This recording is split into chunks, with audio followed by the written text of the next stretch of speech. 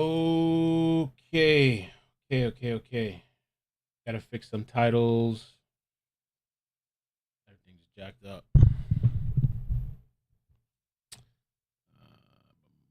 What's up, everybody? Welcome. It's iCkEdMeL. Welcome to the stream. Give me a second because I've been scrambling just to get this together in time. And I reached out to a couple of people to send me some links and stuff like that to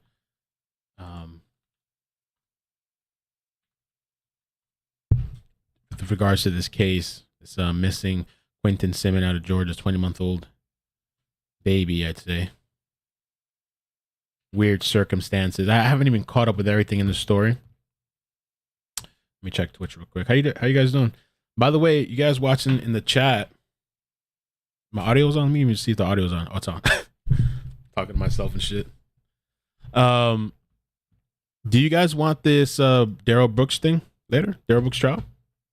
Today's I'm gonna see there's an audience. I'm gonna schedule a live stream after this. Well, during this, I'm gonna schedule the live stream. I'm only here because of the Twitch notification, but not YouTube. The YouTube, no notifications went on YouTube? Did you guys get notifications? Let me check Twitch. Yeah, I really suggest no. Oh, this thing fucked up too. Damn it, whatever. I can't win with this YouTube streaming shit.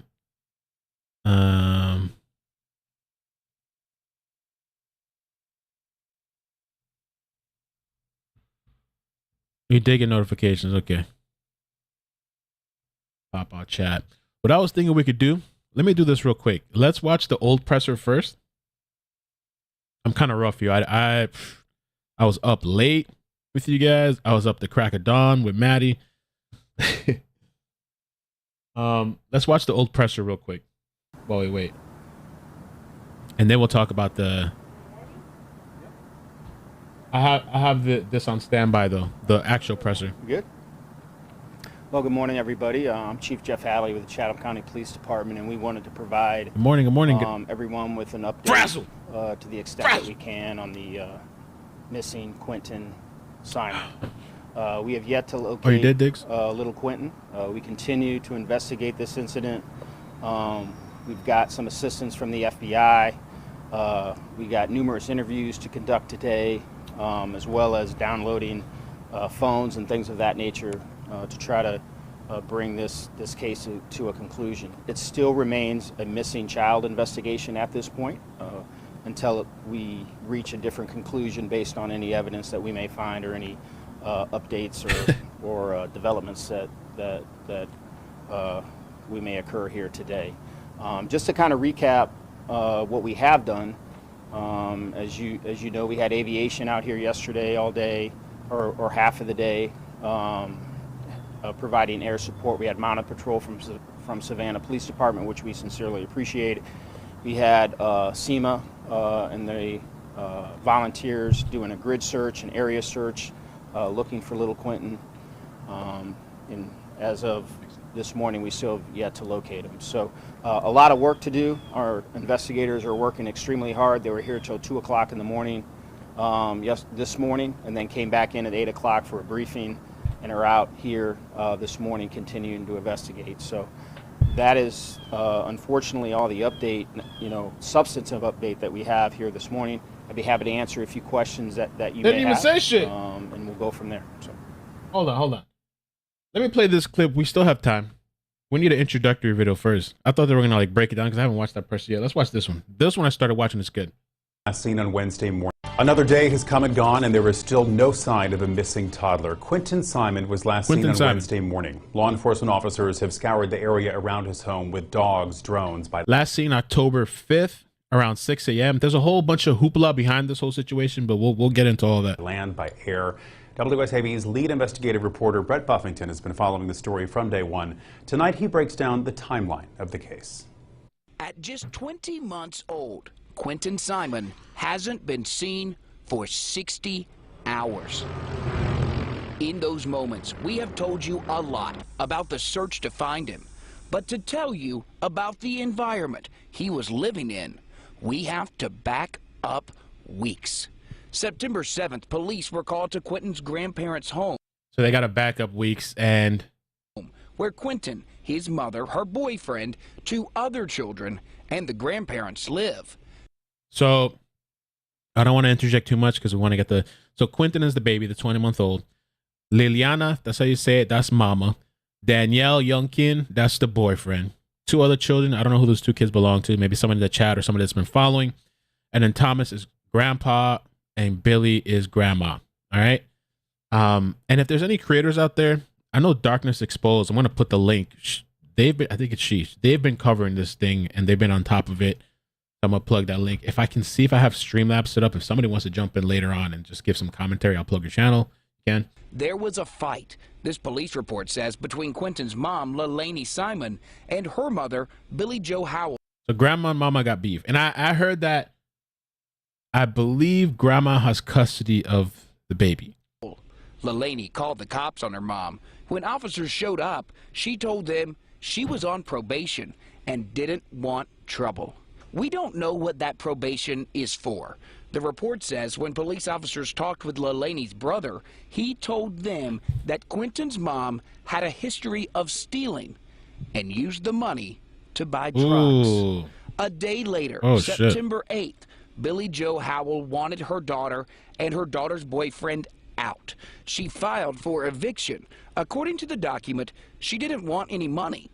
She just wanted her 22... True Crime Replay also. We're going to get into True Crime Replay in a bit. I put the link for True Crime Replay in the description.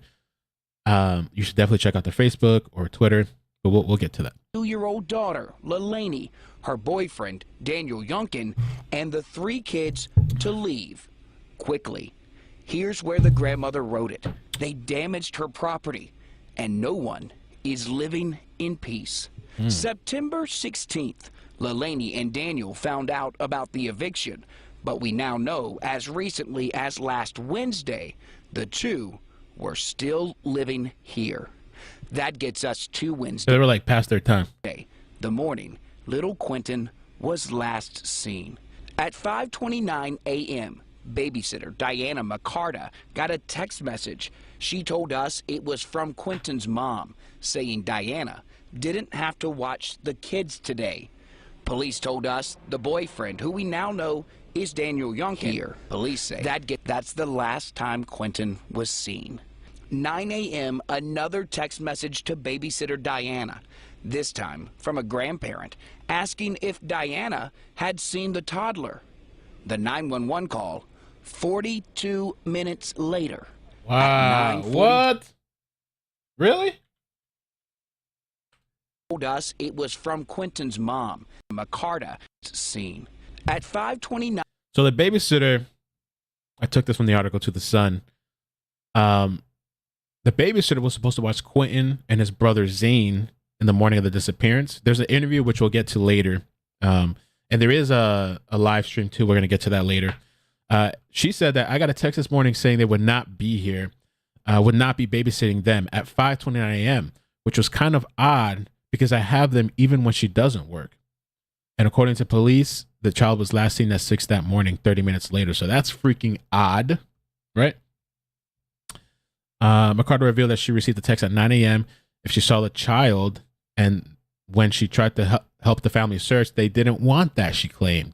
That's weird too. That's sus. 9 a.m. Babysitter Diana McCarta got a text message. She told us it was from Quinton's mom, saying Diana didn't have to watch the kids today. Police told us the boyfriend, who we now know is Daniel Youngkin. Police say that's the last time Quinton was seen.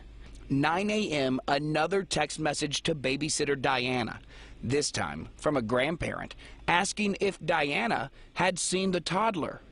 The 911 call, 42 minutes later. That's crazy. At 9:42 a.m. The WSAV investigative unit has asked Chatham County Police for that call. So far, they haven't answered our request. We know from the family, Leilani told police that Quinton's father took the child. The family said that story didn't make sense. The father took the child. Answered our request.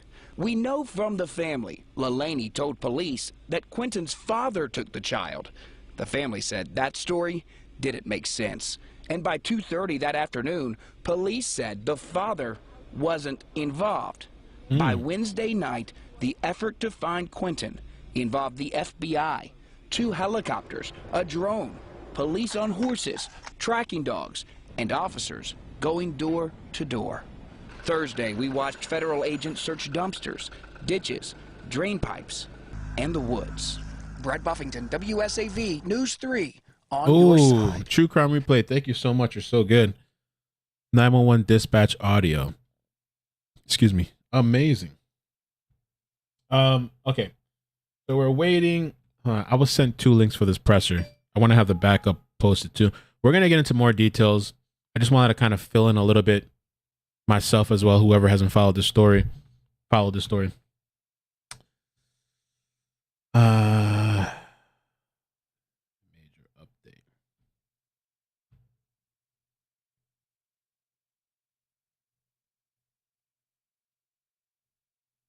And grandma says in this article from the Sun, BL sent me, the grandma of a missing baby has admitted that she doesn't know if she can trust her daughter days after he mysteriously disappeared. Little Quinton Simon, 20 months old, remains missing after he vanished from his Savannah home in Georgia on October 5th. All right, let me check out the backup link real quick. If you guys could help me out with likes too on the stream, I'd appreciate that. I can play. Let's see. Well, let's wait because it's 1 minute. We'll wait to see the presser starts.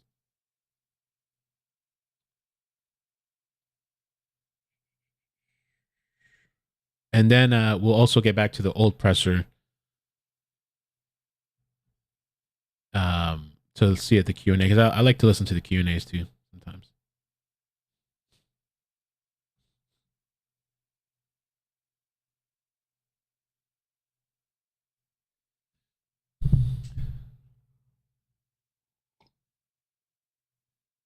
Yeah, I'm going to play the babysitter stuff we have. We're just going to wait for the presser first. Yeah, Cinema Shogun's been covering this. Darkness Exposed. Hey, True Crime Replay. In the meantime, let's see. True Crime Replay. So, let me move this out of the way. I put the link for the specific group, but they also have a page on Facebook. Definitely check them out and follow them. True Crime Replay. And they have this nice banner here too. 20-month-old Quinton Simon has been missing from his home in the 500 block of Buck Hatler since 6 a.m. in his pack and play, wearing a light blue Sesame Street shirt and black pants. His door was open, and he was incapable of opening the door on his own. That was kind of weird. Damn. I don't know. 20 months old. White male. This is the phone number, 912-667-3134.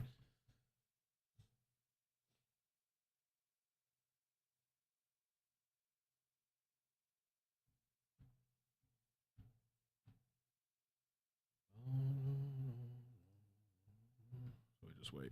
I'll play another clip or two.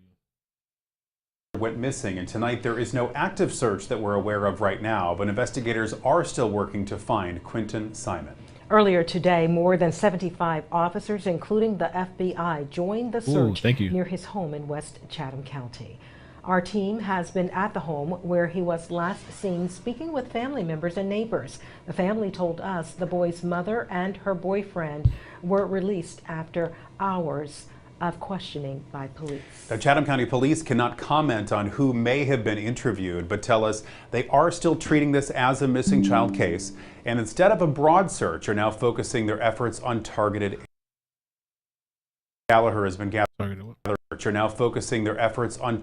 areas. WSAV's Brian Gallagher has been gathering details all evening and has an update on Quinton's mother and her boyfriend tonight. Brian? Yeah, that's right, Ben. For all of yesterday and most of today, the whereabouts of Quinton's mother and her boyfriend have been in question. Well, tonight we're learning that the neighbors witnessed the mother and her boyfriend at their house all throughout the day. Now, neighbors claim that the two finished being interrogated by law enforcement very early this morning. And then later that morning, neighbors say grandparents came by. Now, with Quinton missing for nearly 48 hours, tensions were running high in the family. And that's when things started to get heated. Neighbors say they heard several arguments all throughout the day. I was on scene a little after 6 p.m. tonight, where I heard another scuffle break out from across the street. Oh, damn. So wait, he's there covering this story, and then somebody else in the neighborhood, they're fighting? In the family, and that's when things started to get heated. Neighbors say they heard several arguments all throughout the day. I was on scene a little after 6 p.m. tonight, where I heard another scuffle break out from across the street. Oh shit.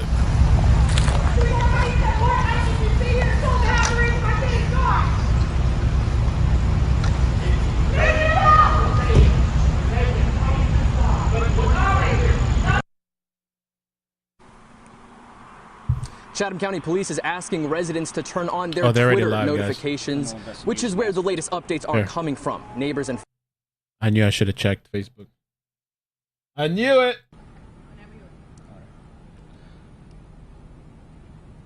All right. As we continue our search for Quinton Simon, I want to update you on our aggressive efforts to find him. I want to assure everyone that we are continuing to use every investigative resource available for us to locate little Quinton. We have conducted multiple interviews, executed multiple search warrants, and we've canvassed numerous specific geographic areas. The day Quinton was reported missing, we requested the assistance of the FBI. They responded immediately and have been on the scene with our officers since that time. Today, there are more than 40 FBI agents and personnel on the ground in Chatham County working with our department to find Quinton. This includes all agents assigned to the Savannah and Brunswick resident agencies and professional staff, agents from other FBI offices, including members of the Child Abduction and Rapid Deployment Unit, and other subject matter experts. They have been continuously working with Chatham County Police Department for the last 5 days. We believe with the continued assistance of the FBI, we will have a resolution to this case. We understand that people far beyond Chatham County have become emotionally invested in this incident and the search for Quinton, and they want answers. We are committed to finding those answers, and we are committed to finding Quinton. With that said, I'll be happy to answer a few questions if you... That's it? You know, this has been going on for about 5 days now, and I think everybody is kind of moving towards worst case scenarios.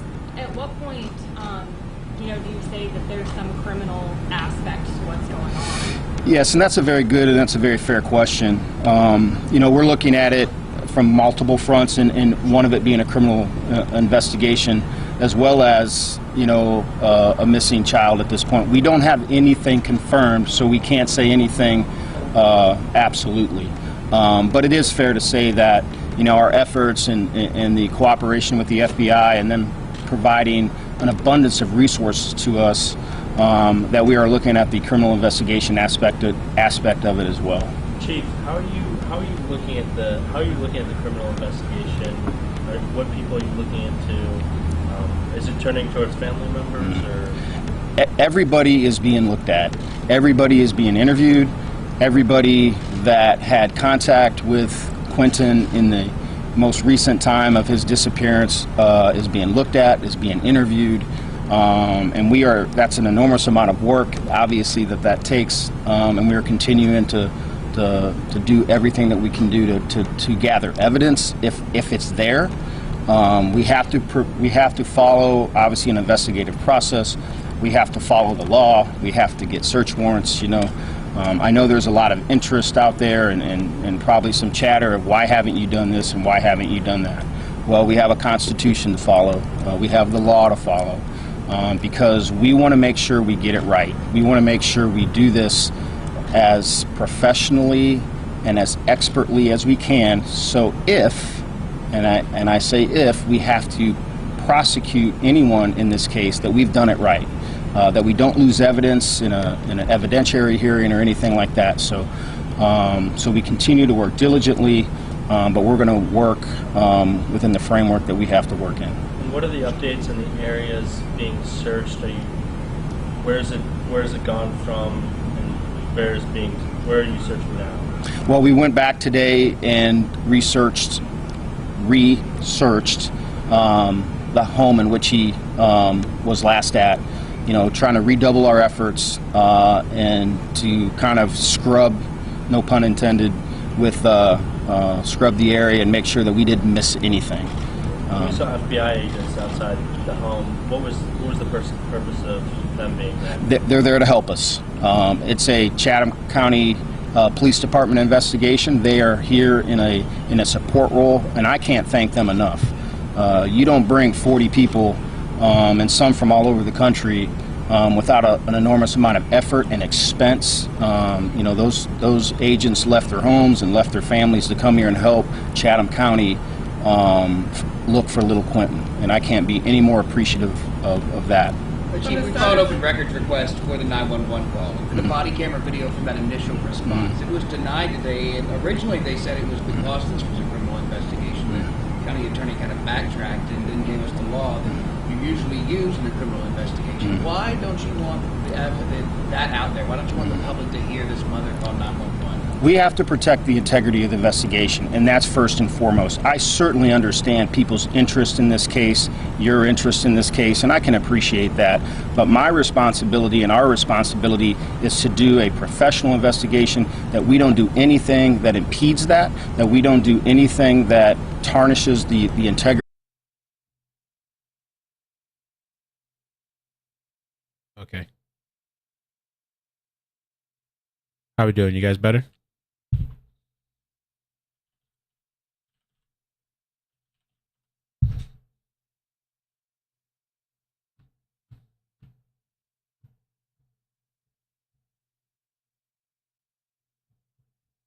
Okay, are we back? I had to disconnect and drop everybody else off. I'm gonna rewind it a little bit back. It's so unfortunate that crap happens. But I think we're back and I think we're good. Right? We're good? Okay. Yeah, so I'm gonna post a link on Facebook and Twitch. Sorry about that. I'll take it back a little bit. For some reason, when you multi-stream, it goes through a different ingest server. And I noticed there's connection issues when I multi-stream. That's why sometimes I don't like to do the multi-stream. I don't know why unless I start doing it on Stream Labs. But I just lost like 600 people. All right, so let's keep it going. The public for help. Where are they right now? I don't know where they are currently at this time. I do believe they've been staying at the residence, but I don't physically right now, as I'm talking to you, I don't know where they're at. Do you know why it is that we have not seen them? They're not talking to us. They're not pleading to get their child back. Ooh. I don't have an answer for that. There's an increase of activity in the area this morning. We saw Chatham County Fire, FBI at the house, a couple of looks like unmarked police vehicles. Is there a reason for increased activity today after kind of a drop-off, at least at the house over the weekend? As I just stated earlier, we were searching that residence again this morning. I have a quick question for you, Chief. At this point in and your then she has a question. I know you can't speak specifically, but in cases like this, so you exhaust your first search, and now you're back into researching some of those, you said, targeted areas over the weekend. What happens next if no one's giving you tips, if there's no piece of evidence that changes this case? How long do you exhaust this, and then what do your investigators do after today? Well, after today, I anticipate us working at least throughout the week. At some point, if I'm following your train of logic, that we may have to sit down and reevaluate where we're at. If we've exhausted everything that we think that we can do, if we ask ourselves that question and we think there's nothing else for us to do at this moment, then we got to sit down and reevaluate. But we're a long ways away from that. And just from the start of the process of the investigation, now going on to Monday, do you feel like you all have gotten further along in the process of coming to some sort of conclusion? I do. Do you have, what makes you believe that, if you don't mind me asking? I can't get into any specifics of the case. How you guys doing? I mean, this has got to be exhausting. You can tell that you look tired. I mean, how are you investigators doing? This is a tough case. Thank you. Thanks for that question. I appreciate that.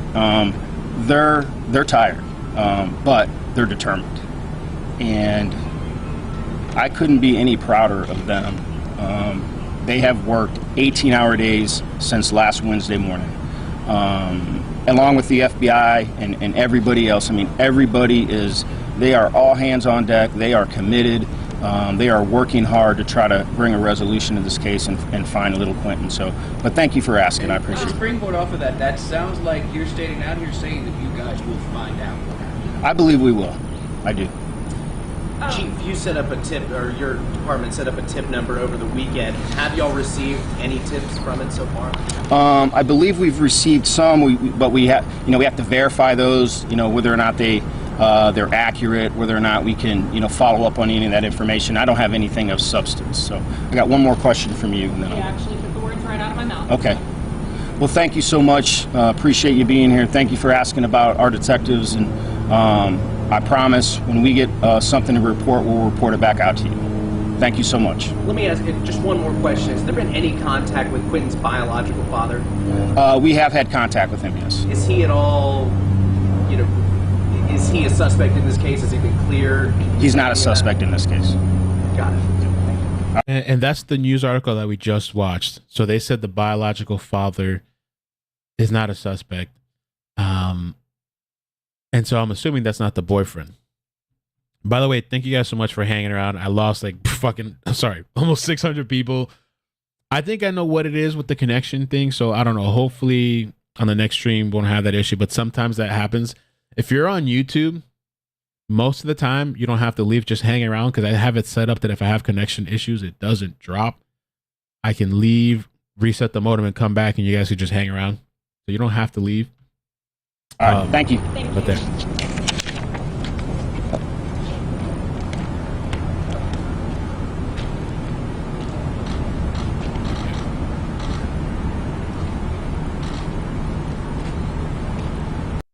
So I was really surprised that they really don't have much to say during the presser.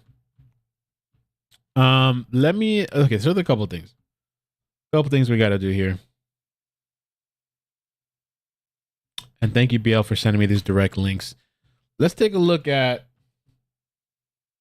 First of all, I want to play the timeline again one more time since we have the people here.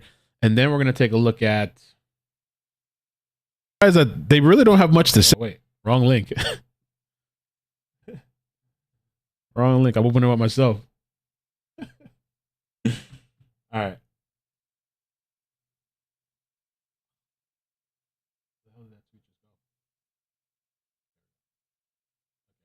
We're going to look at the timeline one more time, and we're going to look at the image timeline too, because True Crime Replay did a nice timeline. But this is also some documentation, which this is the court document of his mom losing the child support case. So let me do the timeline again real quick. Another day has come and gone, and there is still no sign of a missing toddler. Quinton Simon was last seen on Wednesday morning. Law enforcement officers have scoured the area around his home with dogs, drones. Okay, Melissa says Quinton's dad doesn't live in the home. And I wouldn't think so, because it seemed like the mother and the boyfriend were living there in that home with grandma. Went out downtown. Oh, Lord. Another day has come and gone, and there is still no sign of a missing toddler around his home with dogs, drones, by land, by air. WSAV's lead investigative reporter Brett Buffington has been following the story from day one. Tonight, he breaks down the timeline of the case. At just 20 months old, Quinton Simon hasn't been seen for 60 hours. In those moments, we have told you a lot about the search to find him. But to tell you about the environment he was living in, we have to back up weeks. September 7th, police were called to Quinton's grandparents' home, where Quinton, his mother, her boyfriend, 2 other children, and the grandparents live. there was a fight, this police report says, between Quinton's mom, LaLaney Simon, and her mother, Billy Joe Howell. And it says there at the top, it says simple battery. Howell Billy's grandma. LaLaney called the cops on her mom. LaLaney, when officers showed up, she told them she was on probation and didn't want trouble. We don't know what that probation is for. The report says when police officers talked with LaLaney's brother, he told them. The report says when police officers. LaLaney said her and her mother had an altercation regarding some clothes that were in the wash. LaLaney said she removed her clothes so that her mother could use the water. LaLaney said that they had a disagreement verbally about how things were. And she said her mother got in her face and shoved her. LaLaney said that she hit a wall and felt that her elbow was red from the wall. LaLaney said her 2 kids were around. Oh, Lord. Once you start doing that, CPS might be involved, bro. They could come around when that stuff starts happening around the kids. And she said she called to put a stop to the issues between her and her mom. As she said, she did not want her kids around that. LaLaney's elbow was red. However, there was no signs of bruising. I made contact with the mother, identified as Billy Howell. Miss Howell said she was having issues with her daughter, as she said she wanted to use her washer and it was in use. Miss Howell said she was frustrated as she takes care of the household and pays all of the bills, which is crazy. Grown adults not contributing and paying bills. Miss Howell said her daughter lives there, 2 kids. Her daughter lives there, 2 kids, and the daughter's boyfriend. Okay. Miss Howell said she got into an argument with her daughter, LaLaney, and said after her daughter screamed at the top of her lungs in her face, she shoved her. Okay. So she admits that LaLaney, she got into an argument with her daughter, LaLaney, and after her daughter was screaming in her face at the top of her lungs, she had shoved her. She put her hands on her after being screamed at.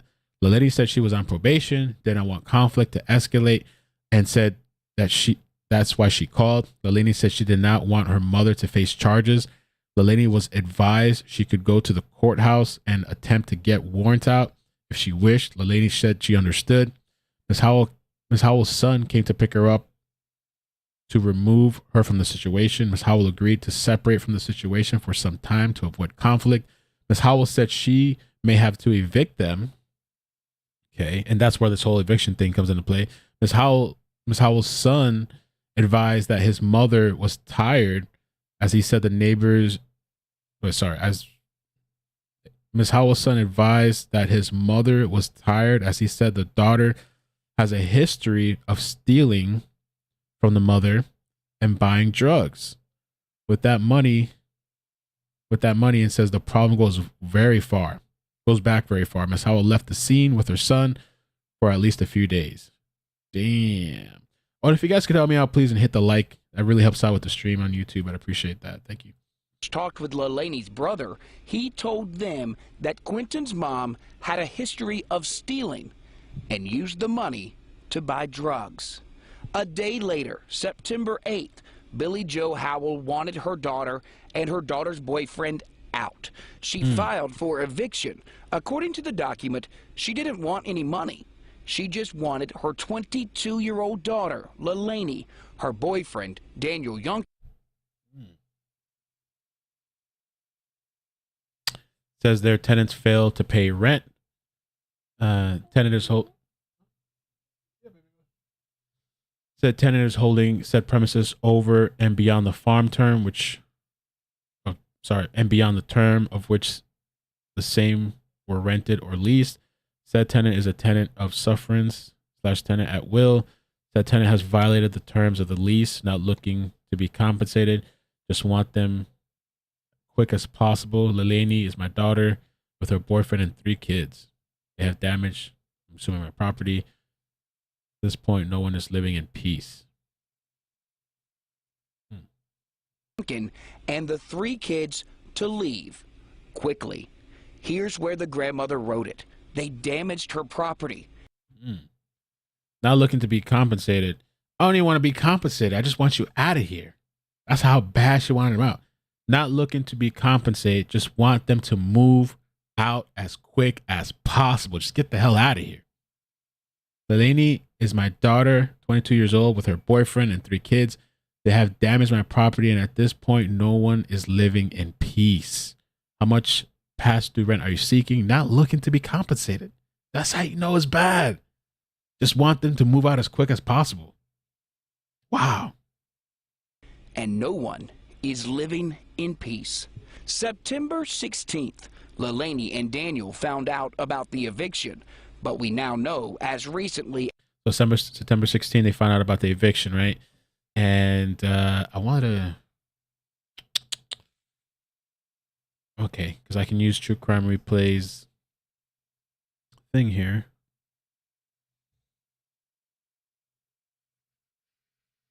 I really love the images that they do in the timeline. It's my favorite. And so here's the September 16 eviction notice due to constant fighting. Facebook post about her rough housing being taken the wrong way. September 18th. Yeah. So September 16, eviction notice to constant fighting. September 18th, Facebook post about her rough housing being taken the wrong way. September 22nd, no show child support court, which I think we're going to look at that, I guess. And then October 5th, default lost child support case, and Quinton went missing. Ooh. On the same date, the baby went missing. Okay. As last Wednesday, the two were still living here. That gets us to Wednesday, the morning little Quinton was last seen. At 5:29 a.m., babysitter Diana McCarta got a text message. She told us it was from Quinton's mom, saying Diana didn't have to watch the kids today. Police told us the boyfriend, who we now know is Daniel Youngkin. Police say that's the last time Quinton was seen. 9 a.m., another text message to babysitter Diana, this time from a grandparent, asking if Diana had seen the toddler. The 911 call 42 minutes later at 9:42 a.m. The WSAV investigative unit has asked Chatham County Police for that call. So far, they haven't answered our request. We know from the family, Leilani told police that Quinton's father took the child. The family said that story didn't make sense. That Quinton's father took a child, so that's not even true. So that's one of the stories that she gave? Investigative unit has asked Chatham County Police for that call. So far, they haven't answered our request.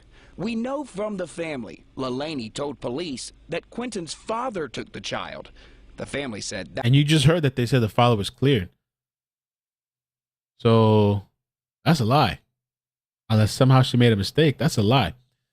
And I am told that the grandmother has custody. That's what I'm being told. That story didn't make sense. And by 2:30 that afternoon, police said the father wasn't involved.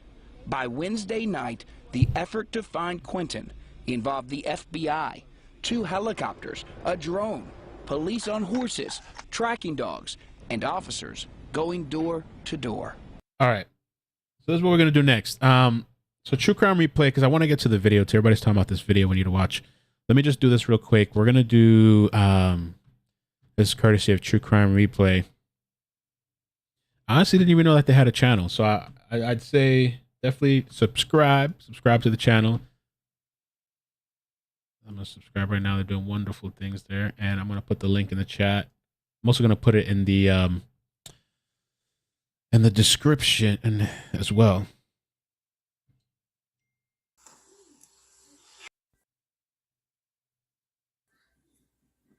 She said we only have to listen to about a minute, so we'll see how far we go in before we move on. This is the dispatch. No one dispatch on it. Chatham 7 Alpha 2, 7 Alpha 1, County West Sergeant. We have a signal 56, 535, Bolt Coulter Road, 535, Bolt Coulter Road. Complaint advised her 1-year-old son is missing. She woke up, her door was open. Advising he's unable to open her door. Think someone came in and took him. gonna be a tan-skinned child with dark brown hair, blue eyes. Last seen at 6 a.m. this morning. Is Leilani, and her son is Hawaiian. Oh, Hawaiian.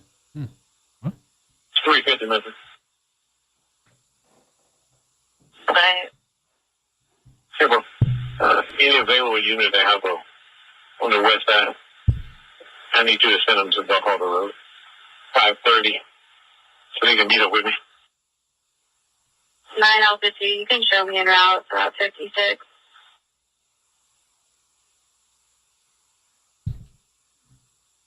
Copy 9 Alpha 1.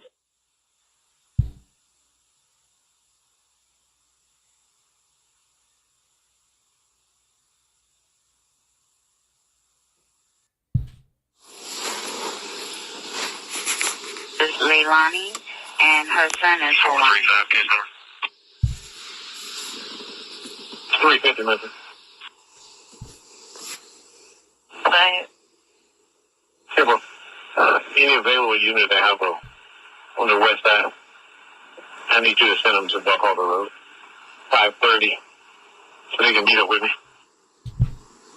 9050, you can show me en route, Route 56.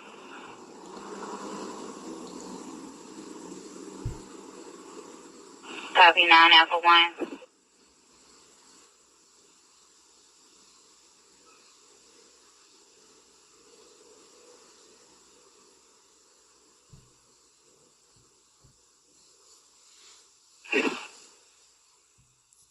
All right. 10-4, show me around.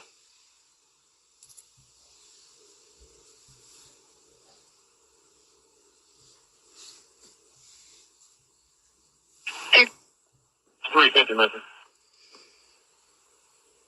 Alpha on the west. All right, I think we're good with that. Okay, let's move on to the next thing. But if you do want to check out that whole thing, go check out True Crime Replay. She said we just need to listen to about a minute of it. All right, next thing, because I'm getting a bunch of messages. Oh yeah, let's do this first before we get on to the video. And so this is posted by True Crime Replay, and this is the Superior Court, County, State of Georgia, and this is Georgia Department of Human Services, Quinton Simmons, Zany Wharton, Delaney Simmons. So they didn't show up to court, but the above and foregoing action have come before the court on the 21st day of September 22nd. Delaney, defendant, having been lawfully served and having not appeared, and the court having reviewed the pleadings. I don't know if we really need to need all of this. Defendant is notified that DCSS will collect support and arrears or fees owed by any and all lawful means, including administrative remedies, including but not limited to suspension of any and all licenses issued to the state. We don't need to read all this. So she didn't show up and defaulted, and that's what happened with the where default lost child support case. And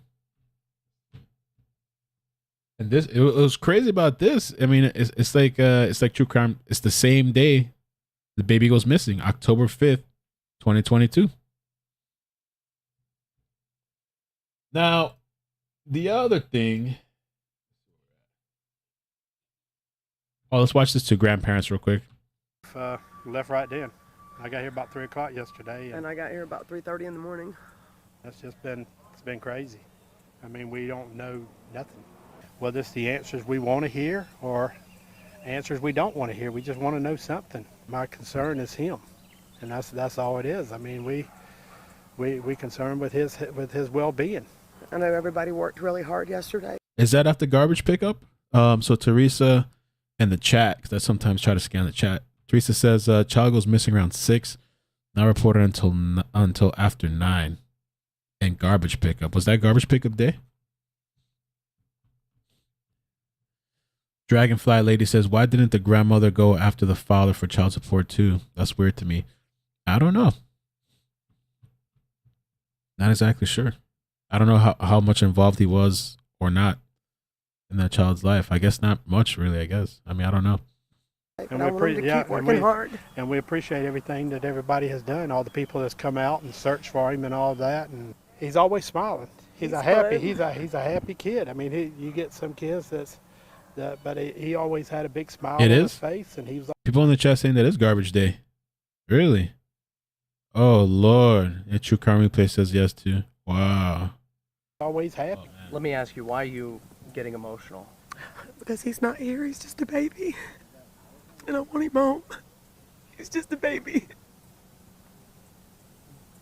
Leilani's my daughter. She's 22. She hasn't always done the right things. And sometimes she does really great, and sometimes she doesn't. And I don't know what to think right now. I don't know what to believe, because I don't think anybody ever believes that this is going to happen to them. I don't know if I can trust her or if I don't. I mean, I just know I'm hurting, and I want this baby home. We want answers, and we don't have answers. Just thank you to everybody that's helped. Thank you for everybody that's looked for him, and please don't stop looking. Yeah, like I say, we want answers. We want to find him. That's the answer we want, is somebody found him. You know, we're still hoping and praying, and we wish everybody to pray for him. Pray for us. Yes. Man.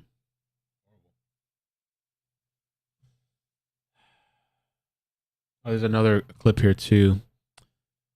And I'm not going to put anything on the grandma, because I know people are going to be critical. That's got to be super complicated. She has custody of the child. These people are living in your house. She went through the process apparently to, try to evict them. They stayed past the eviction. You know what I'm saying? It's got to be super complicated when I don't know, maybe you're trying to do the right. Of course you want to do the right thing for the kid, but then that's also the kid's mom. And what I realized too with kids, even if they have a bad parent, they're still going to love that parent. I mean, of course, at the end of the day, you got to protect them and stuff, but it's got to be super freaking complicated. It's not just, cut and dry, I don't know. That's been real rough. I mean, especially you get a call when this happens, and my wife, she's on the way from Illinois right now. She just come into Georgia. She just made it into Georgia, but she's on the way home from Illinois right now. Is that true, Amanda? And it's crazy. Just never imagined nothing like this would ever happen. That's been real rough. I mean, especially you get a call when this happens, and my wife, she's on the way from Illinois right now. She just come into Georgia. She just made it into Georgia, but that's been real rough. I mean, especially you get a call when this happens, and my wife, she's on the way from Illinois right now. She just come into Georgia. She just made it into Georgia. So grandma wasn't even there at the time, right? I saw somebody said in the chat too, she was out. Yeah, grandma has custody. I'm being told in the chat too that allegedly the mother was giving these kids sleeping medications. Allegedly. Georgia, but she's on the way home from Illinois right now. And it's crazy. Just never imagined nothing like this would ever happen. This is also too that they've been trying to request the actual 911 call. We just listened to the dispatch, but they've been trying to Freedom of Information Act request for Leilani 911 call and body cam, which would be interesting to see the body cam. That would be of officers arriving to Quinton's home on last Wednesday, made by WSAV investigative unit, have been denied by the county attorney's office. It's been denied so far.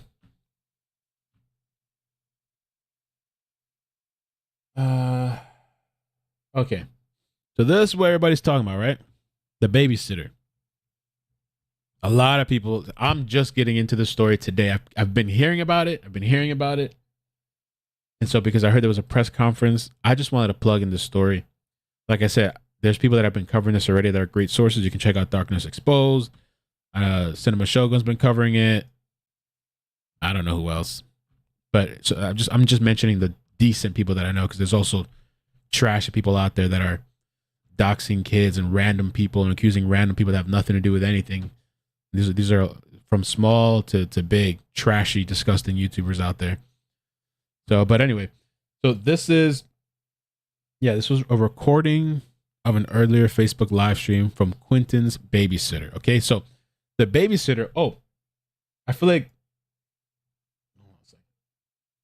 I had this for you guys. We are going to do the babysitter, but I want to give you a little bit of the context. I don't know when that video was recorded or whatever, but so it says we spoke exclusively to the babysitter of 20-month-old Quinton Simon, who has been missing since Wednesday morning. I've been keeping Quinton and Zane for 6 months, Diana. I kept them yesterday and they went home last night. McCarta said she babysits little Quinton and his siblings and was supposed to watch them the morning he went missing. She told them that she was confused as to why the plans would change so suddenly. That's sus. I got a text this morning saying they would not be here, would not be babysitting them at 5:29 a.m., which was odd because I have them even when she doesn't work. 30 minutes later at 6 a.m. was the last reported sighting of Quinton, according to the police. McCarter says other family members asked her where Quinton might be. And then I got a text at 9 a.m. saying, I have Quinton. Oh, sorry. Have I seen Quinton? Saying, have I seen Quinton? McCarter recalled. I immediately go to their house. I try to help them look. They didn't want that. So I've been just waiting around like everyone else. Why wouldn't they? I don't know. McCarter and other neighbors were shocked by the news and wondered what could have happened to little Quinton. My heart is broken. I'm not his mother. I'm not his family, but I love him very much. And I just don't know what could happen. McCarter said the police did a really good job of looking, and where does a 1-year-old go? They've covered a lot of ground. Yeah. Let's take a look at this clip and then we'll watch the video. Yeah, I got a lot of tabs open. Yeah. Babysitter who was originally supposed to be at this home this morning. News 3 Brian Gallagher also here with me at this scene tonight with those details. Thank you, Brett. Earlier tonight, I talked with the toddler's babysitter. She is sharing her concerns tonight. It's an interview you will only see on WSAV News 3. I am been keeping Quinton and Zane for 6 months. I kept them yesterday, and they went home last night. Diana McCarta says she babysits little Quinton and his siblings and was supposed to watch them this morning. She says she was confused as to why plans would change so suddenly. Tenta Life is so nice too. She had sent me, I didn't realize because I have 2 different phones. She told me where the presser was at. I need to check this actual phone, but thank you so much. I don't know if she's out there, but thank you so much for the text. I got a text this morning saying that they would. If you don't watch Tenta Life, definitely go check out her channel. Super nice creator. Not be here. I would not be babysitting them at 5:29, which was kind of odd because I have them even when she doesn't work. 30 minutes later, 6 a.m. was the last reported sighting of Quinton, according to police. Diana says other family members asked her where Quinton might be. And then I get a text at 9 o'clock saying, have I seen Quinton? I immediately go to their house. I try to help them look. They didn't want that. So I've just been waiting around like everybody else. Diana and other neighbors are shocked by the news and wonder what could have happened to little Quinton. My heart is broken. I'm not his mother, I'm not his family, but I love him very much. And I just don't know what could happen. The police did a really good job of looking, and where does a 1-year-old go? They've covered a lot of ground. Again, we will continue to update you with the latest developments online and tomorrow on WSAV News 3 Today. In Chatham County, Brian Gallagher. Okay, so let's watch the live stream too. Michelle was asking me, for the people that are wondering about Daryl Brooks, I am going to stream it. Because some people are waiting on me. They said, are you going to do it? WSAV News 3 on your side. Brian. I am going to do it today. I'm going to set the stream. While I'm playing this, I'm going to set the stream. I was debating on whether to do it 5 p.m. Eastern or 6 p.m. Eastern. I think I'm going to do it 6 because that's when the trial is going to be over. I wanted to do it for 5 or 5:15 because it gives me a little bit more time. But somebody was telling me maybe to wait till the actual trial is over. So I guess I'm going to do 6 p.m. Eastern. And it's probably going to take, I'm thinking, at least 4 hours to stream that. Check Discord DM. Okay.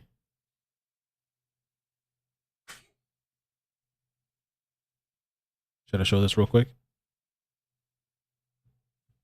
Oh, Lord. Okay, so before I play this, BL sent me this. Investigators are back at the home where Quinton Simon was last. Is it Simon or Simon? It's probably Simon, right? I should get the pronunciation correct.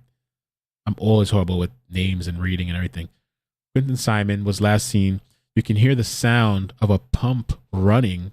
It's very clear they're draining the family's backyard pool. Ooh. Wow. Let's take a look at that.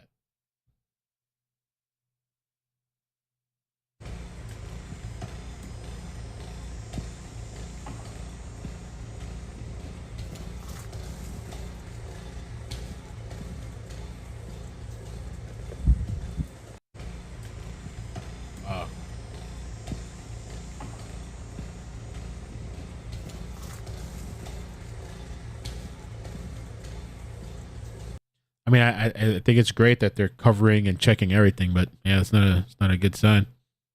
Not a good sign. All right, so let's check this out now, and I'll set up the stream for later while we listen to this.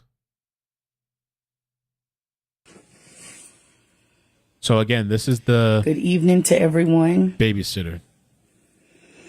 I came on a little bit early. And again, thank you to True Crime Replay. Appreciate it. So that people can come on. I'm going to let a few more people come on before I start talking. I come on a little early.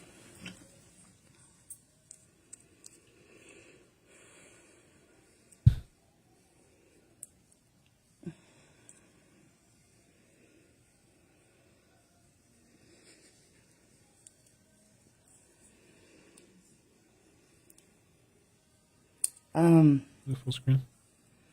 I just do full screen. And like I said on my Facebook, I'm not coming on here to start drama. I'm not an attention seeker. So I don't want anyone to think that, like I'm not. And I wasn't even going to say anything until what happened today. And this is not directly about Quinton. I don't know any more than y'all do know about Baby Q.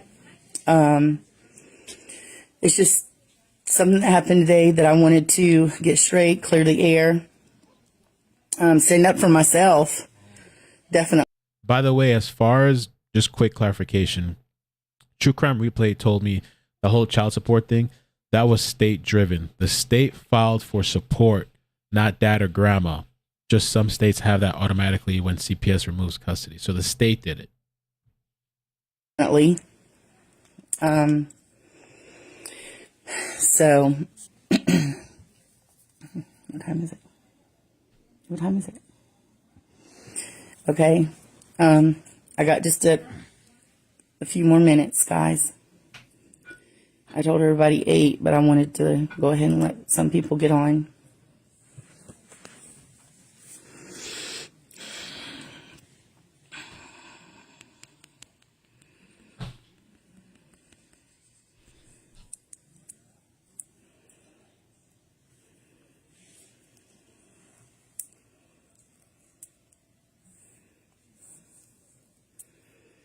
There's a lot of people right now sending me friend requests. Honestly, I don't know how to get off and then accept it and get on, so I'm just going to stay on here. Hopefully, I did make it public, so everybody should be able to see. Someone just sent me a message saying when you get on, if you put at everyone, then it'll share with everyone.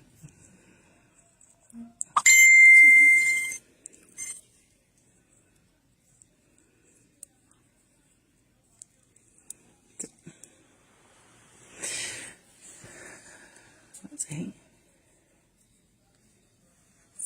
2 minutes.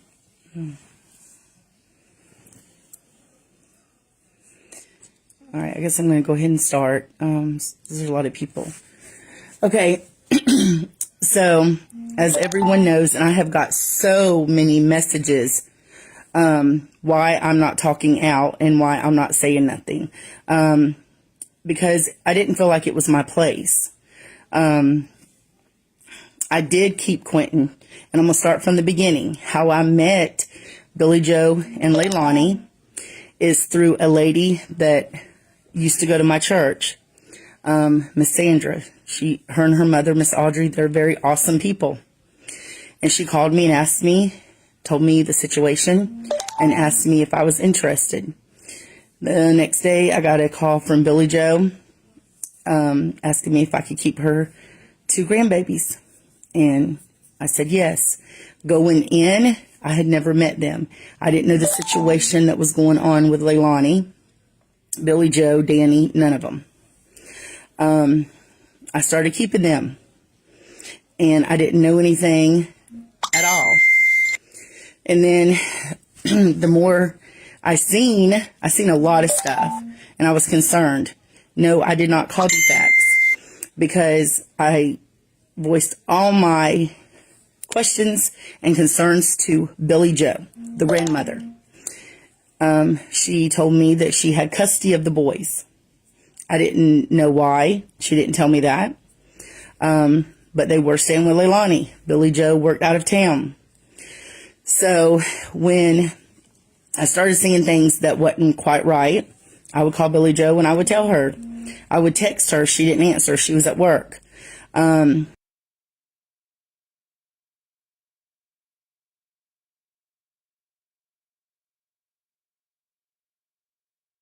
Joe worked out of town. So when I started seeing things that wasn't quite right, I would call Billy Joe and I would tell her. I would text her. She didn't answer. She was at work. She'd text me back and she'd say, okay, I'm going to talk to Leilani. Several times the boys were outside. One particular morning, they were outside in the ditch. My daughter seen them and come running in. We went down there. Leilani was nowhere in sight. I called Billy Joe. She got in contact with Leilani. Leilani was home. She was just in the house somewhere. They would drop them off with no diapers. They would drop them off with no pull-ups. And when the baby came, Sky, they wouldn't send no milk. 2 days, I had to call Danny because Leilani wouldn't answer me, which is her fiance, to bring me milk for Sky. I kept texting Billy Joe. My daughter took pictures and sent them to Billy Joe of Quinton having bruises. Everything that I'm telling you can be backed up. This is not hearsay. This is not me trying to get attention. Who wants to get attention over a baby? We sent her pictures. I sent her multiple texts. She texted me back one day and she said, okay, I'm tired of this. I want you to keep the babies permanently until I can get back home. I told her I would. And I did. So it was about 2 to 3 hours later, she calls me back. She said, well, I'm going to give Leilani a chance. You know, she's a young mother. I've got to be able to try to trust her. She said, I did a lot of bad things. I got my kids taken away, and I want Leilani, I want her to know that she can do anything she wants to do, and I'm going to support her. So I didn't keep them day and night. Leilani made it clear to me that she didn't want me to keep them like her mother had wanted me to. So I kept them during the day. They dropped them off at between 5:30 and 6. And they picked them up, was supposed to, their schedule was 3:30. But sometimes they worked over and said, her boyfriend would text me and say, I need to work a couple extra hours to make up hours, so can you keep them until 6? I would do that. We fed them. We took them places. I love them. They're kids. Like, who's not going to love a kid? So that's a little backstory of how I even met them. Okay, now let's get to the day that this happened. I keep them every day, Monday through Friday. I kept them sometimes at night. At 5:29, they text me. No, I'm sorry. Tuesday afternoon, they went home at 4:30, 5 o'clock.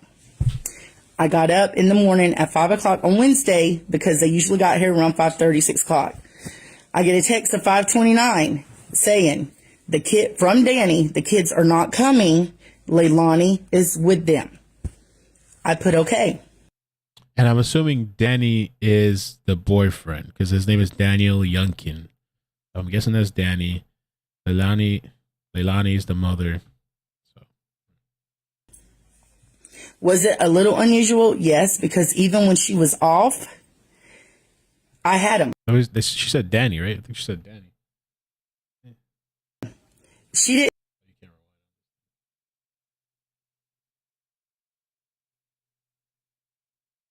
Saying from Danny, the kids are not coming.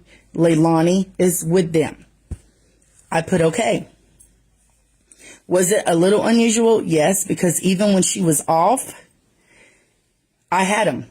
She didn't know that we could see her. They sit on the front porch, but if me and the kids, and my kids too, but mine are basically grown, would go to leave, she would be on the front porch smoking, but she would duck and run inside so we wouldn't see her. But I had no problem keeping the babies. Was it for money? No, it wasn't. I charged them. I didn't even charge them for Sky. I charged them for the 2 boys, and it was $15 a piece, $30 a day. Okay, so back to what I was saying. So I text Danny, okay. Didn't hear nothing back from him. I got up. My husband went to work around 7:30. We was outside. My son also lives on this road, so he was going to work as well around 8:30. From 7:30 until 8:30, we was outside. We did not see Quinton. Nowhere. Okay. So then me and my girls, we go to McDonald's. They wanted McDonald's. I live on Chatham Parkway. The McDonald's is literally right down the road. On our way back, I get a text from Danny. He says, have you seen Quinton? I said, no, why? Well, immediately I called him. And he said they couldn't find Quinton. Okay. So me and my oldest daughter here with me, we go over there. We get in the car and we go over there. I let my other daughter out. When we get over there, I asked, okay, he's a little boy. He likes to play and seek. He likes to get in my daughter's closet and play. He could be in a closet. He could be in a cabinet. You know, maybe he's playing hide and go seek. Me and my daughter help you look. They didn't want that. He stood there. He looked at me with the most coldest look I've ever seen and said, we've already looked. I said, okay. So I stood there for a minute. That's weird. Yeah. And I looked around outside of where I was. Leilani was smoking a cigarette and Danny was standing there. And I go to get in my car. I was going to call Billy Joe, and I did call Billy Joe. She didn't call him. Leilani didn't call the police until I said, have you called the police? Billy Joe's grandma. And then she calls the police. So she didn't call Billy, she didn't call grandma? So calls the police. I said, have you called the police? And then she calls the police. So we started to leave. Cops came behind me. I could not leave. I guess they said what was on the property had to stay there until after they checked everything. So I left. I came back maybe about 30 minutes later. I asked Leilani and Danny, I said, do you want me to take Zane home? So, y'all got a lot going on. She said yes. Danny said yes. I asked them to get me some shoes for the baby. They got me shoes. I came home. I called Billy Joe. Billy Joe had no idea. I've never spoke badly about Billy Joe. But today, she came to my house after I told her, I texted her. She called me at 6:30 this morning. I'm sorry, I'm everywhere because this has been a lie. She called me at 6:30 this morning. We were talking. Everything was good. I texted her. I told her I was going to cook, that we were going to get flyers and put them everywhere of Quinton, and that we was going to do a prayer circle over here. never said that we was going to do a memorial for Quinton because I didn't believe he was alive or that he had passed. Never did I say that. And I can back all this up because we have cameras.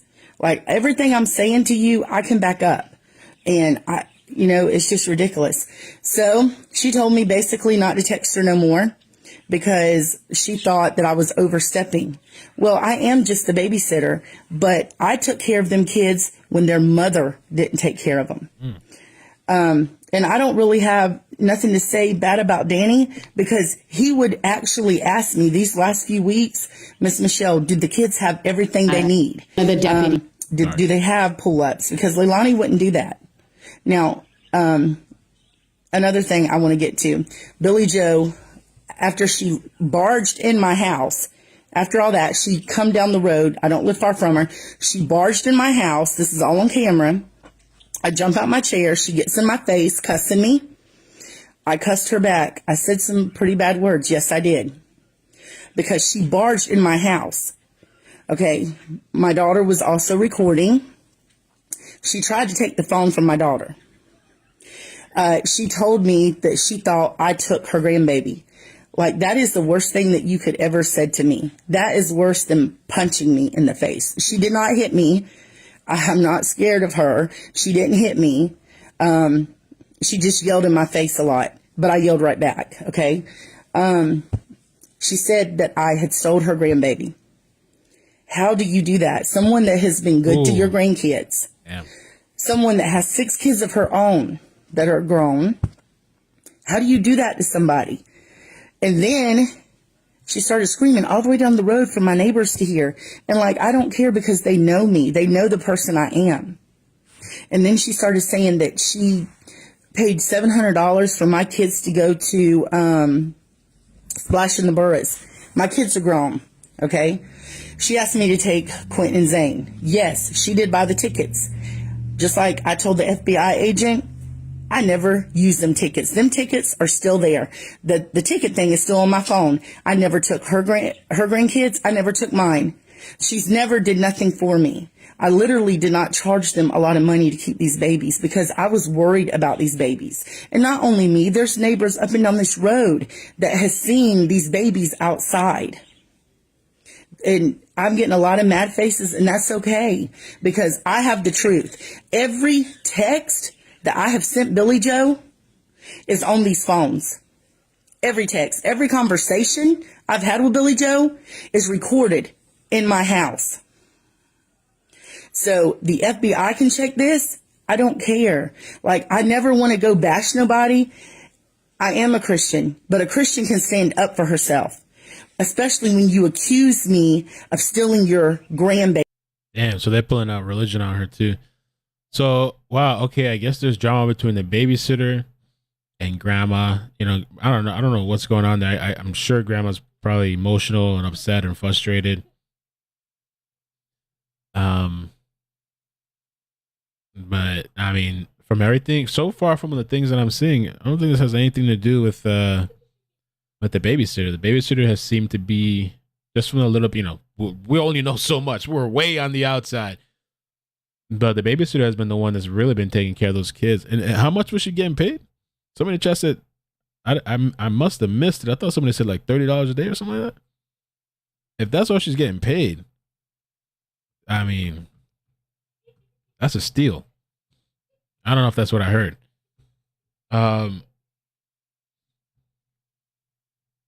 It seems like it's kind of like misdirected, All right, let's see. Baby. I would never do that. I don't have anything on my record. I've never had defects at my house. My kids are grown. My kids have done really good. Like, I'm not. Damn. And 30 a day. I don't know. Maybe that's how they do it in Georgia. Yes, $30 a day for 3. Bro. Maddie, back in the day, well, the younger they are too, the more. But yeah, the Quinton's 20 months. So like, Maddie, I remember there was this lady, and it was so expensive that I held out for like a year and a half or something before we had to put her like in daycare or something like that. But I used to have this lady, she used to come to the place at this other place that I used to live, And I think I even paid for her transportation. That lady was making, I don't know, bro, at least, it's not 10. I would say like 15 an hour or some shit. Like, I'm telling you, like, I was at least paying, and it didn't even make sense like that. I should have just paid weekly. I'm telling you, at the end of each day, and that lady did a really good job, though. I can't lie. She loved Maddie, did a really good job. That woman would cook. That woman would clean. Like, she did the laundry. She really, really take videos and pictures. I'm telling you, let me see. 8 hours? Yeah, that shit was over $100 a day. So, if this is true that they were paying Diana $30 a day for 3 kids? 3 kids, Diana. Yo. So, I mean, I could understand being pissed off or whatever. That's bullshit.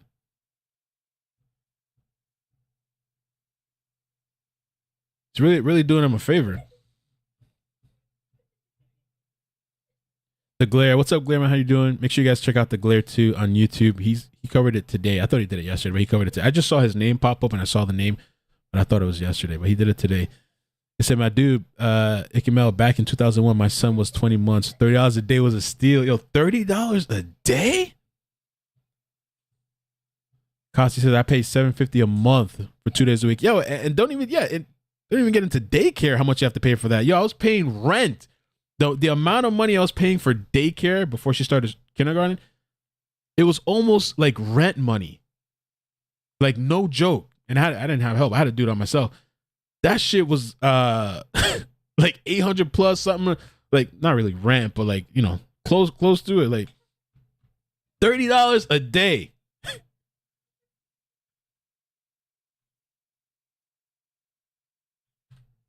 $150 for the week.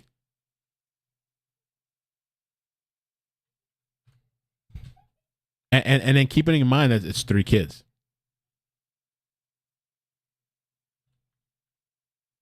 For 5 days, it's 150 plus. Let's give it a times 4 for the month, 600. That's even if she had her all those days. For all those kids, that is a crazy steal. Crazy. I have no reason to judge anybody. I mean, I've did stuff in my life. I'm not perfect, but never the stuff like that. Take my money. And I just love these kids. And I didn't steal nobody. I didn't do anything wrong. So she can bash me all she wants to, but God don't like ugly. And it's going to come back on her for doing this. 100%. So somebody keeps asking me, do I think Leilani done it? I'm going to tell you this, that a mother that lets her kids outside, that doesn't watch them, that numerous people have seen, that they're bruised, they're dirty, and there's plenty of evidence of this. You tell me what you think. I told Billy Joe my concerns. I sent her stuff, and she didn't listen to me. So she can't blame anybody but herself for what has happened. Nobody. And I see a lot of people commenting, but I can't do that. I can't answer all these questions right now. I don't know much about what's going on over there. I don't know what the FBI is saying. I did talk to the FBI. They checked my cameras. I told them I would when I called the police today on her. Oh, and the place I was paying, that was a really good price. The place I was paying was cheap. I was paying almost $800, $900 a month, something like that. And that place was recommended through a friend, and it was actually cheap. There was actually way more expensive places that were really nice, but I found a decent place for a good price because a friend of mine, he took his son there.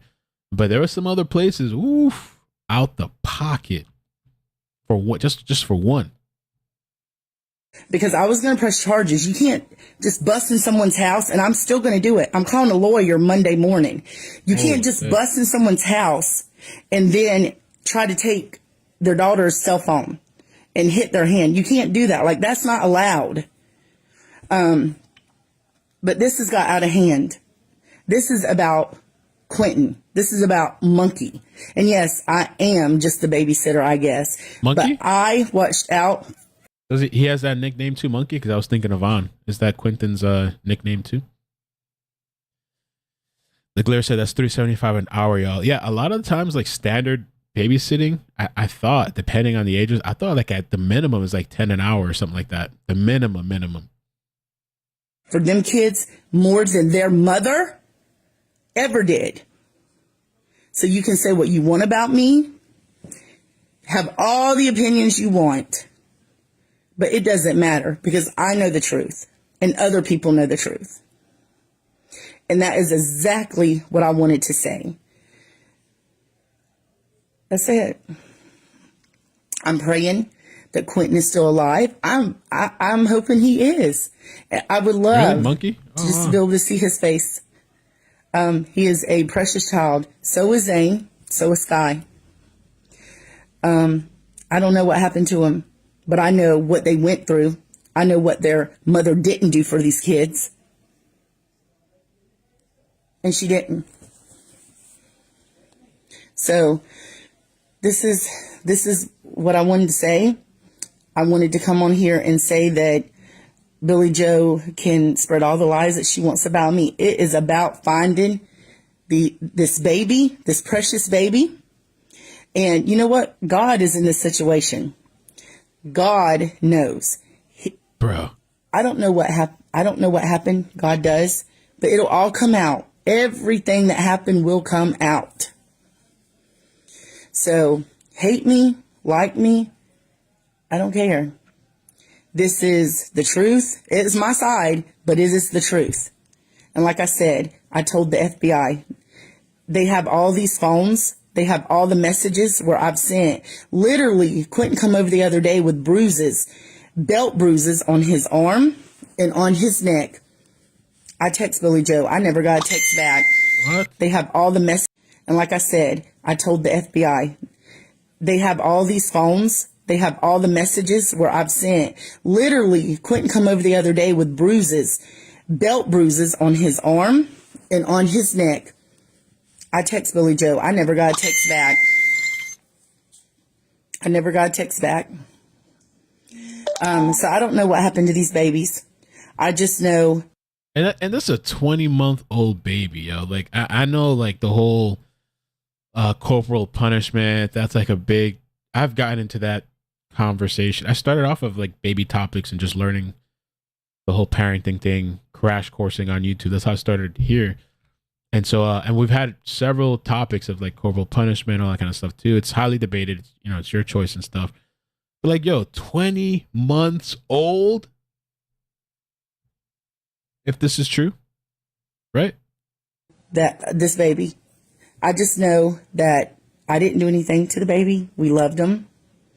And I think that it's not okay for Billy Joe just to come in my house and uninvited and do what she thinks she can do and spread rumors about me. It's lies.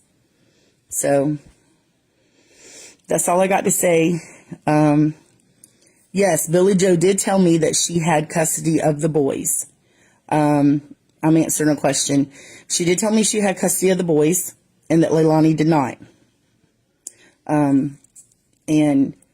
Like I said, I've never said nothing bad about Billy Joe, but she come after me for no reason. I know she's got emotions right now and people, you know, already comment on my thing. Well, you shouldn't do this to the grandma. Well, she shouldn't do it to me. Because I was the one that was here with the babies. And all I was doing was trying to tell her what was going on. So if I'm a bad person for that, then let me be a bad person for that. Damn. Maybe you should have had it. Could I go through the timeline again?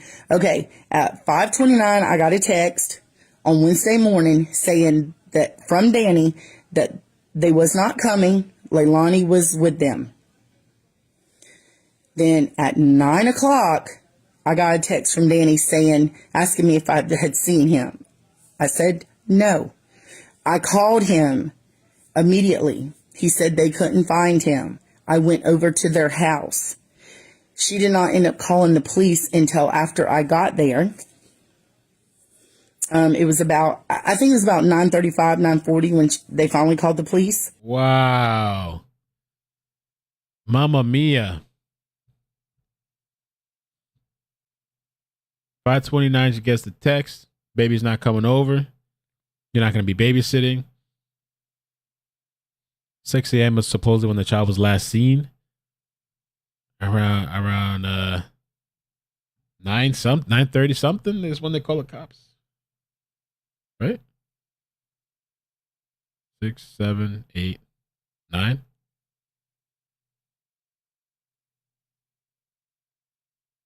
On Wednesday morning, saying that from Danny that they was not coming. Leilani was with them. Then at 9 o'clock, I got a text from Danny asking me if I had seen him. I said no. I called him immediately. He said they couldn't find him. I went over to their house. She did not end up calling the police until after I got there. It was about, I think it was about 9:35, 9:40 when they finally called the police. And literally that's all I know. All I know is what I seen, and not just me. It's more people down here, this road. What I seen when they were with Leilani. That's what I seen. I never said that I was their mother. I'm not their mother. I'm just someone that cares. That's it. I'm just someone that cares. And sometimes I think that gets me in trouble because I care too much. But yes, that's all I got to say. I just wanted to set the record straight. I just wanted everyone to know what was going on. But I have texts, all the texts that Billy Joe and me text today. I never cussed her. I never said anything bad to her, negative. She just went off on me for no reason. But I can back everything up. Everything can be backed up. So I'm going to let it go after this. I'm not going to worry about it no more. And I'm going to put it in God's hands. That's all I can do. So thank you all for watching. I know everybody on here, there's so many people around the world that is praying for Monkey. I called him Monkey. Me and my girls called him Monkey. Oh. And he would just smile ear to ear. And he smiled with his eyes when you called him Monkey. He just smiled so big. But we're praying. We still have faith.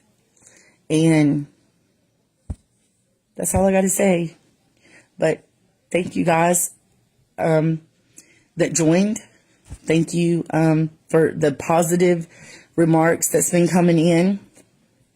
And thank you to those who just are bashing me. It's okay. No, I'm not knocking. She's doing these people a favor. Nancy says a person charging $30 a day isn't bad. She could have said no. No, I'm not knocking Diana. That's amazing what she did. I'm just saying, seems like she's being taken advantage of. That's what it seems like to me. I don't know, yeah. I know. So, all right. Well, I hope y'all guys have a good night. If you have any more questions, I can try to answer them in my message. This is really just overwhelming to me, everything that's going on. Yes, ma'am. I do not think Billy Joe is innocent because she might have did it out of the kindness of her heart, just trying to help out, or maybe she needed money. I don't know. Like I said, I got in contact with her several times about what was going on. And I never said that before. But if, you're going to blame me for this and I've been so good to your grandkids, I'm going to tell you how I feel. I feel like you should have come when I text you all them things and told you what was going on, because them babies needed you. And you wasn't there. So, yes, That is not my truth. That is the truth. So, y'all guys have a good night. I know y'all are praying. We are all praying. And thank you. So there was supposedly another extended part of that stream too. Somebody had sent me. Let me show you this real quick too. Jazz sent me this link. And this is the this is what it looks like in the backyard of Quinton's home. Chatham Fire is here. I couldn't get confirmation what exactly is happening. So this was 10 minutes ago.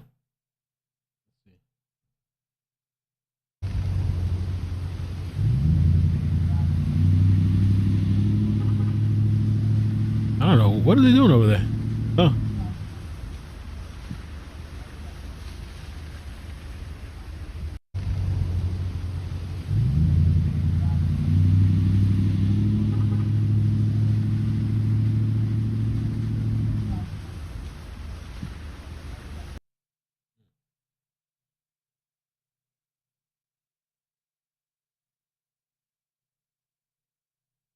Thruster.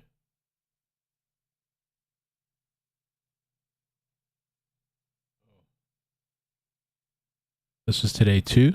Oh no, this was 5 days ago. Bloodhounds are on ground. Police are limiting foot traffic in the area so the dogs have as clean of a scent to work with. Look at that. Good doggy.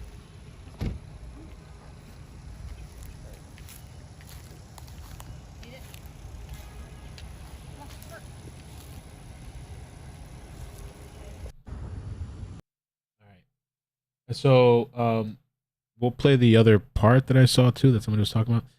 I want to play this one more time too, this link real quick.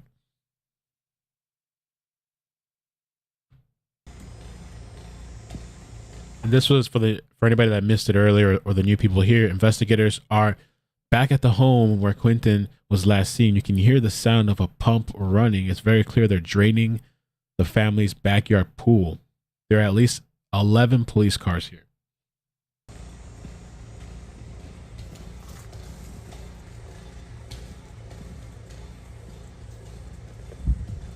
Yeah. This was earlier. So this was at 1:21 Eastern. So this is older. Now the more recent thing is it looks like they're shooting water out or something. I don't know what they're doing. Fire department.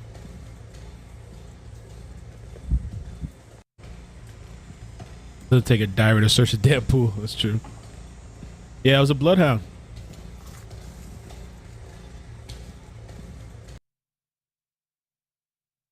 Backyard pool.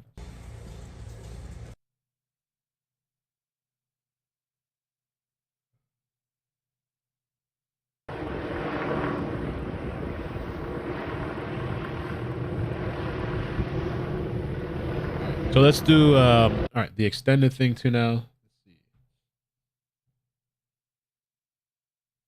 So I was told that supposedly this is like an extra 5 minutes or something.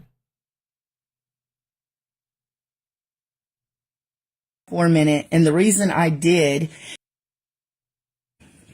Okay, I come back on live for a minute, and the reason I did is because I have read some of these comments, and most of them were very positive, but there was a couple I didn't like. Okay, first of all, no one ever paid me $300 a week. That's a lie. They paid me on Cash App, and I have my Cash App. Every time that they would pay me, okay, they would call and try to borrow it back because they would tell me before I knew she was on WIC. That's messed up, man. This lady, if this is true, she was being mistreated, man. That's jacked up. I don't know who she's saying that people are alleging that she was getting paid 300. I think she said 30 last time. Let's see if she clears that up again here. That's a slap in the face. It is a slap in the face. Leilani, they would call and say, well, the baby don't got no formula. Could you let me borrow $30 and I'll pay you back? Okay. All this is on text. So with Billy Joe, I know was on my live, but what she is saying that I got $300 a week, that is a lie and God knows it. I literally have my Cash App where they sent me money from Leilani. Cash App. They did not send me $300 a week. And when Billy Joe tells you that she paid for my family to go to Splash in the Borough, them tickets has never been used. I told the FBI agent everything today. We was talking about everything. Them tickets have never been used. My family didn't go, and neither did I take her grandkids. So that's a lie. But like I said, what I have, I've got proof. I've got text. I've got everything that proves that that is not true. Leilani would send me $15. Bro, I can see this whole thing. All the signs, the tingly senses of like, there's going to be so much drama with this shit. Ellis says, Grandma has a super long, very dark rap sheet. She's a true criminal, and there's verified proof. The babysitter is speaking truth. Actually, and somebody did send me information about that. I guess it is going to get messy. Somebody did send me. Well, I don't know. Hold on. Let me clarify that. I don't know about Grandma. Oh, yeah. So I was told, this is just what I was told.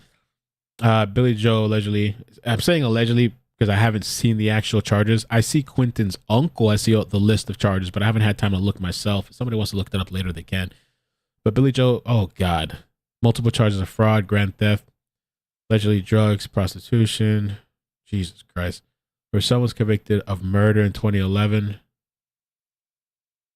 But DCF awarded her custody. Bro, what am I walking into with this shit? No. No. Then she goes away and leaves Quinton with the parent he was removed custody from, and then he goes missing. Oh, Lord.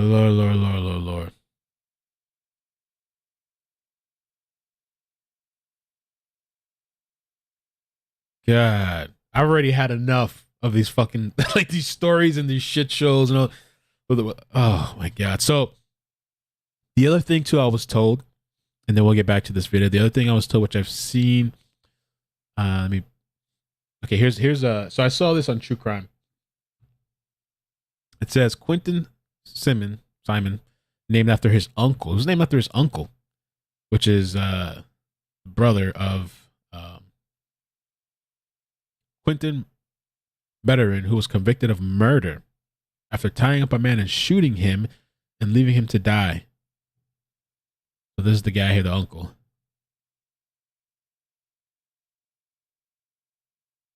And who's this? Is the person that? Oh, teens. Oh, it was multiple. It was a multiple. I guess this guy's I don't know. I guess he's involved too. Bro, what kind of mess? What is this? All right. So let me gather myself a little bit.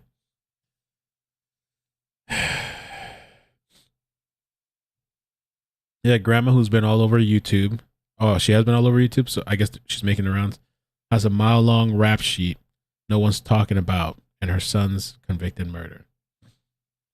Man, so there's so many things. Oh no, they sent me the record for Billy Joe. All right. Again, I don't know if this woman's involved with anything, okay? But it's just her rap sheet history, I guess. But I mean, I can see why. I mean, this kind of why the babysitter could be pissed, and all this shit's going on. This shit's so long, we gotta scroll in and zoom in. Okay.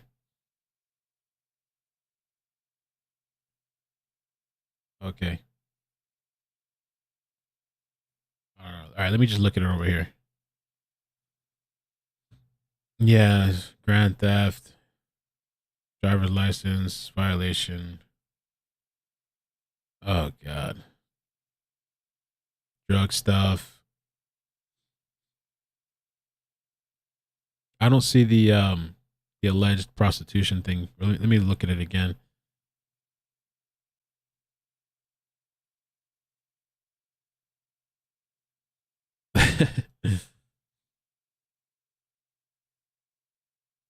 Possession of contraband,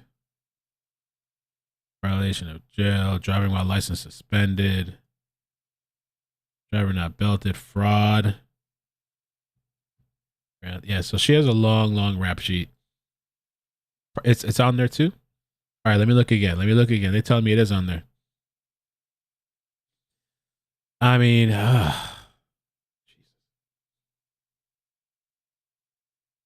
where's it at?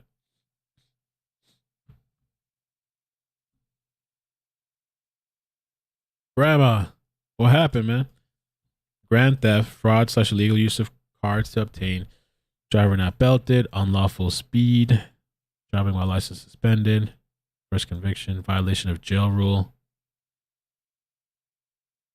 introduction and possession of contraband into the county detention facility, controlled substances, coke, touch deck, possession of controlled paraphernalia, Percocets, petite theft, unlawful speed, no driver's license. I don't see the one. I'm sure it's probably somewhere, but I don't see the one with the prostitution. I'm getting another message. I don't know. Yeah, how did she have custody?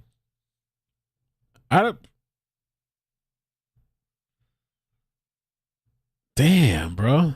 And so the uncle, so the uncle's rap sheet, the one that was charged for murder.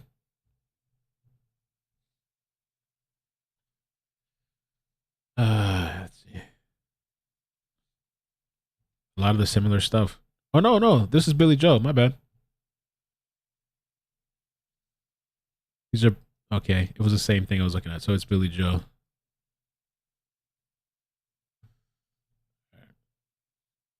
Not the uncle's rap sheet.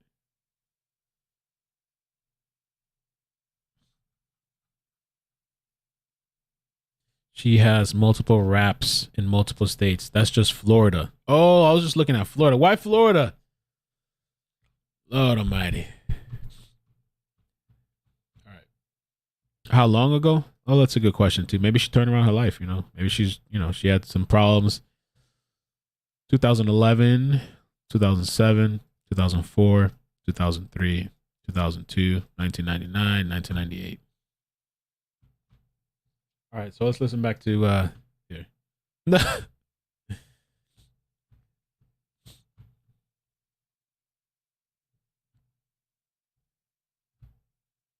I've got proof. I've got text. I've got everything that proves that that is not true. Leilani would send me $15 here, $20 here, and then tell me, oh, can I pay you next week? I didn't do it for the money. So that's not true. It's not true. And these people saying I'm trying to bash Billy Joe, I didn't try to bash her. She's the one that came to my house starting. I never said I was going to make a memorial of baby Quinton. Never did I say that. But just like I said, these people know me and they know Billy Joe. And I've heard a lot of things about her that I didn't want to believe. But these people know me and they know my character and they know who I am. So I am sorry that they feel like Billy Joe has to bash me. I hope that she feels good doing this, knowing that this is supposed to be about Quinton. And all I was trying to do was help. That's not my grandbaby. That's not my baby. But is a baby, and I loved him. And I love him. I love him so much. And I'm praying that something happens. But like I said, God has everything under control. And no one paid me $300 a week. And I did clean her house. I cleaned her house 2 times, and she paid me. But I got pictures of that, too. See, I always take, because I do clean houses before and after pictures. And that $150, I earned it. I earned it. The people are asking about the dates. I don't really want to put all this stuff up on the screen, but she does have a long rap sheet that is confirmed, and it's from 2011. The latest one is 2011, and then it goes 2007, 2007, 2007, 2004, 2004, 2003, 2003, 2003, 2003, 2003, 2002, 1999, 1998, 1998.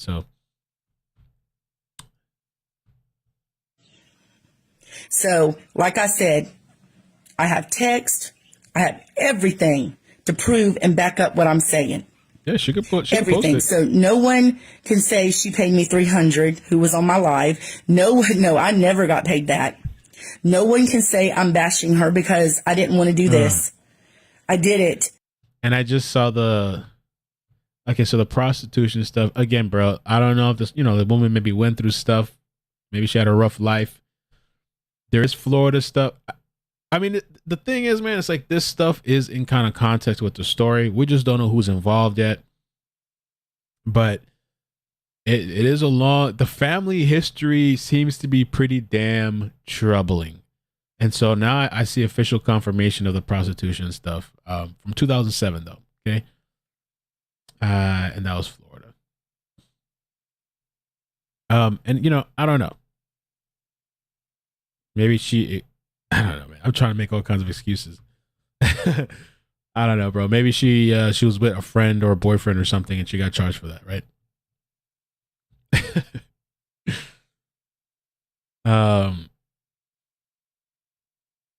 It is really concerning, man, because you know the mother didn't have. What's crazy about it too? The most crazy is like that you could have custody, that you get awarded custody. I don't know.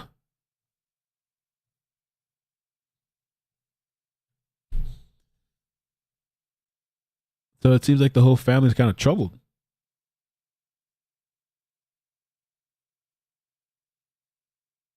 Grandma, mom, and then they're saying, what was the uncle? No, the uncle, Quinton's uncle, charged with murder.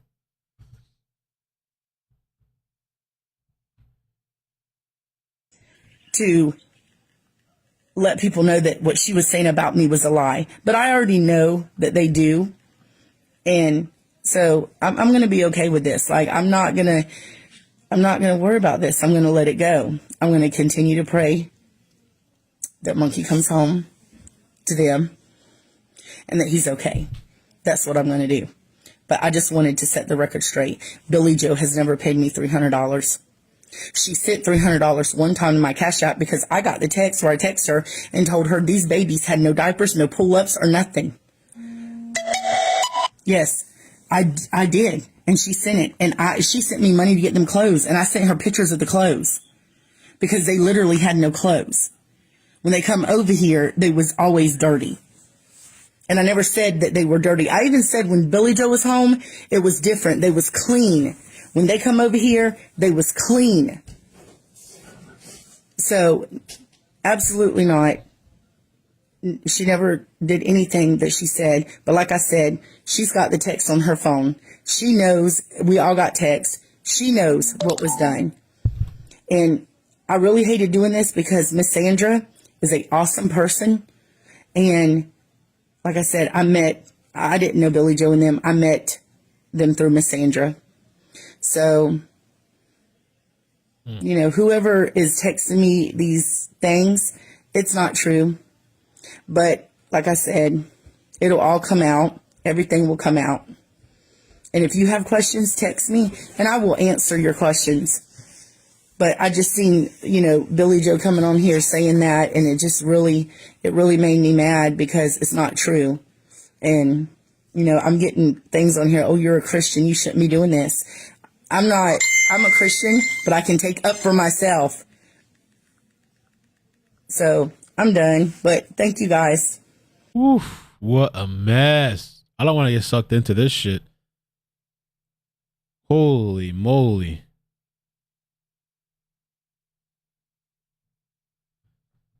Wow. I come back on live for a minute, and the reason I did is because I have read some of these comments, and most of them were very positive, but there was a couple I didn't like. Okay, first of all, no one ever paid me $300 a week. That's a lie. They paid me on Cash App, and I have my Cash App. Every time. Mad Cow, thank you so much for the super chat. Mad Cow says, iCkEdMeL would just like to apologize. I was one of the stupid people that believed all the crap in the Kyle Ryan case. Sorry, man. I appreciate that, man. Thank you. It's really kind of you. Yeah, that whole situation is just nuts. People completely lied about me, fabricated things up. And not just me, a bunch of other people. And apparently they're still doing it to like a bunch of other random people. Like these people have might as well what are the thing that they do? Like, they might as well put like a pick, like I forgot what they call it. Might as well get a hat or like a bucket and just throw in a bunch of names of random people, close their eyes, some of these true crime people, and just pick. Like, all right, this is the person we're gonna stalk and harass today. It has nothing to do with anything at all. You know, that's how that whole situation has become. It's really dirty and messy. But I really appreciate the super chat. Thank you, man. I've been doing this for a while too. Like a lot of these people just popped out of nowhere and start for attention, making all these kind of crazy accusations, but it's all good. Thank you. Hold on a second. that they would pay me, okay, they would call and try to borrow it back because they would tell me before I knew she was on WIC, Leilani, they would. And the other thing too with these people, how you should know, if you're one of the people that are supporting these people and watching them, right? Something in you should click when you see these people targeting random children, random teenagers, putting up their pic. They have nothing to do with anything. When you see these people randomly targeting, harassing children, something should click. Like, okay, maybe this isn't right. Like, maybe we should stop here. You know what I'm saying? Something. Because clearly these people have gone way off the, whatever.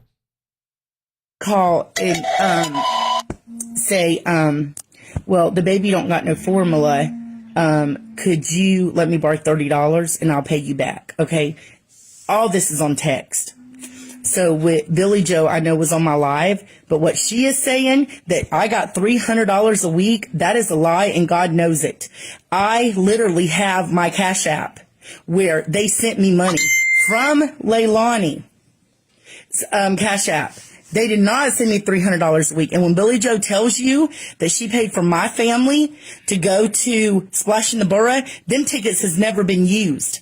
I told the FBI agent everything today. We was talking about everything. Them tickets had never been used. My family didn't go, and neither did I take her grandkids. So that's a lie. But like I said, what I have, I've got proof. I've got text. I've got everything that proves that that is not true. Leilani would send me $15 here, $20 here, and then tell me, oh, can I pay you next week? I didn't do it for the money. So that's not true. It's not true. And these people saying I'm trying to bash Billy Joe, I didn't try to bash her. She's the one that came to my house starting. I never said I was going to make a memorial of baby Quinton. Never did I say that. But just like I said, these people know me and they know Billy Joe. Yeah, it's unfortunate that this whole thing has really turned to a whole a whole trash thing, man. Unfortunately, with the between the babysitter and grandma. I mean, I could, if this is true, everything that's being said, I would be upset too. If the lady came, I understand. I was thinking and kind of like trying to I don't know if it was my grandkid or something. Maybe I'd be knocking on doors too. I'd be upset and stuff like that. But really, I'd be looking at the main, my daughter, yo, you had this, my grandkid, what the hell is going on? And if this woman has a text, which I'm sure she has a text, I would think that I would absolve her of being involved. If it's true, like she said, she got the text. That's what the news is reporting, that she got a text from boyfriend. Hey, we're not bringing over Quinton or the kids today. So why are we, if that's the case, why are we going for the babysitter? If that's accurate. And then looking at the crazy long rap sheet, that doesn't mean that she's involved at all, Grandma. I'm not saying at all, but it's super concerning for sure, without a doubt.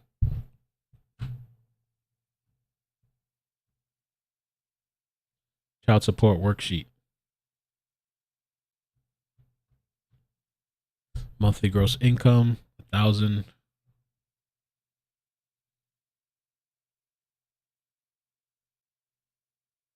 Really, really, really, really unfortunate, man. I don't know. And the fact that they're back at the house.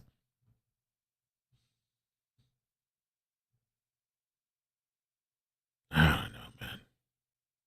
And then I think in the press conference too, weren't they saying, I thought I heard the reporter questioning and being like, well, why isn't the mother here? Why isn't, whatever here speaking or saying anything? Why haven't they, I don't know.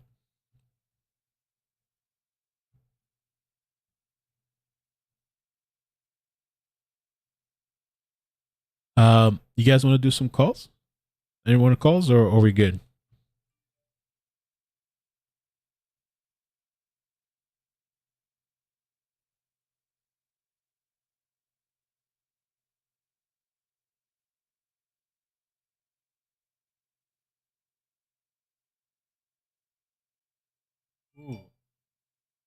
Leilani, can't even horseplay with my man and kids without someone coming into the room assuming the worst. Oh, what's that mean? Well, it could be nothing, but no calls. No calls. Calls. We're already done. I'll open up the lines real quick. If nobody calls in, then we'll call it. We'll move on. And then I'll see real quick too if there's any new information. I just wanted to plug in this story. I had no idea it was gonna be this hot mess because I was sent this link because everybody kept telling me you got to see the video, you got to see the babysitter video, and I'm like, okay, but I didn't watch it. I didn't know it was gonna be all this shit. And because of what the babysitter was saying, I was like, that's kind of weird. And then I was sent information about grandma, which I don't want to put it all up on the screen, but yeah, it's jeez.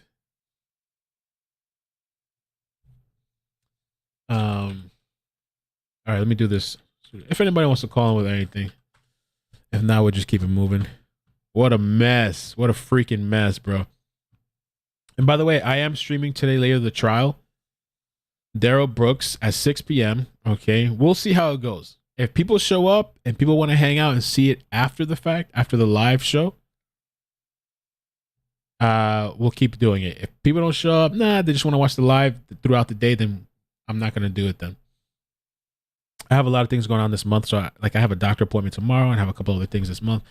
So I can't be streaming the entire day throughout, like in the morning time. If it wasn't for that, I probably would have done it. All right. So give me 1 second.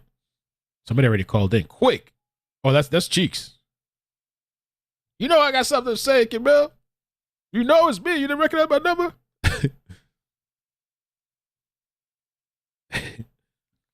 All right. Thank you for...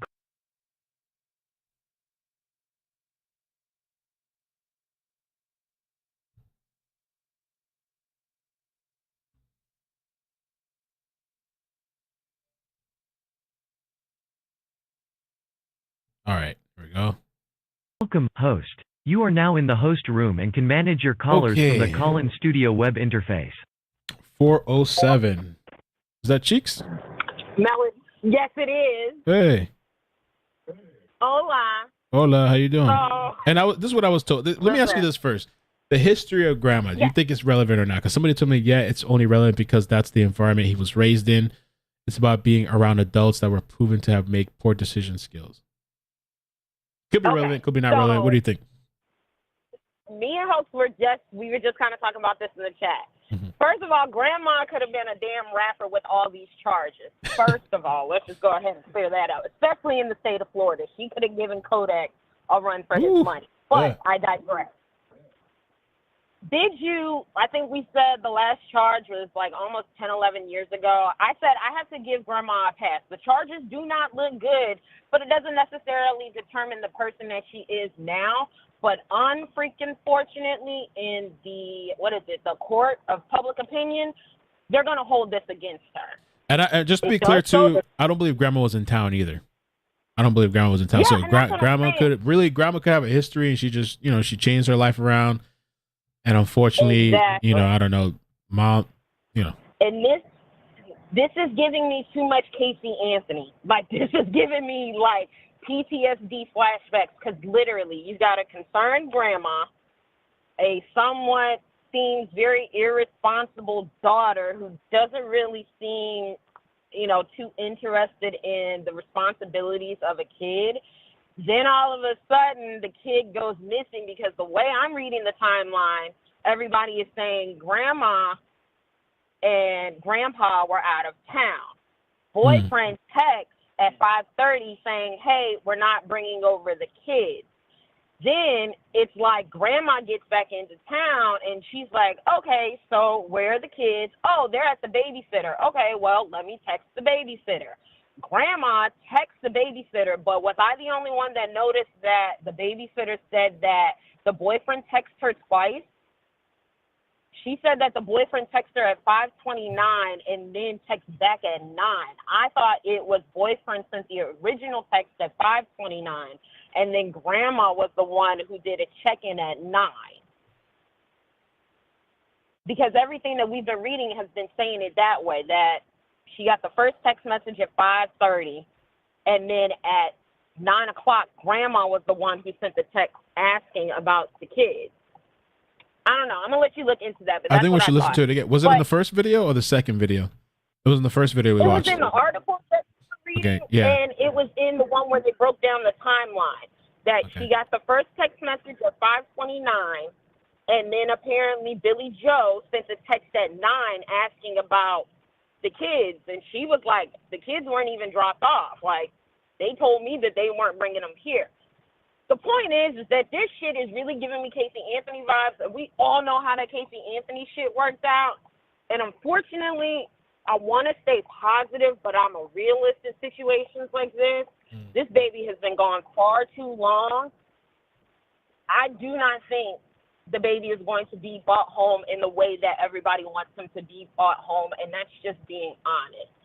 Something really shady is going on. This family is nuts. Like I said, I'm not trying to pass judgment on grandma, but it's like, damn, bro, you had all these charges. Your son, who was a teen, committed murder, and then your daughter is out here. To be honest with you, it's almost like you wonder why the hell the sperm donor is not involved, because he probably seen this shit a mile away. I was like, bro, I can't get mixed up in that. And unfortunately, keeping his distance, even that child there, it's not panning out.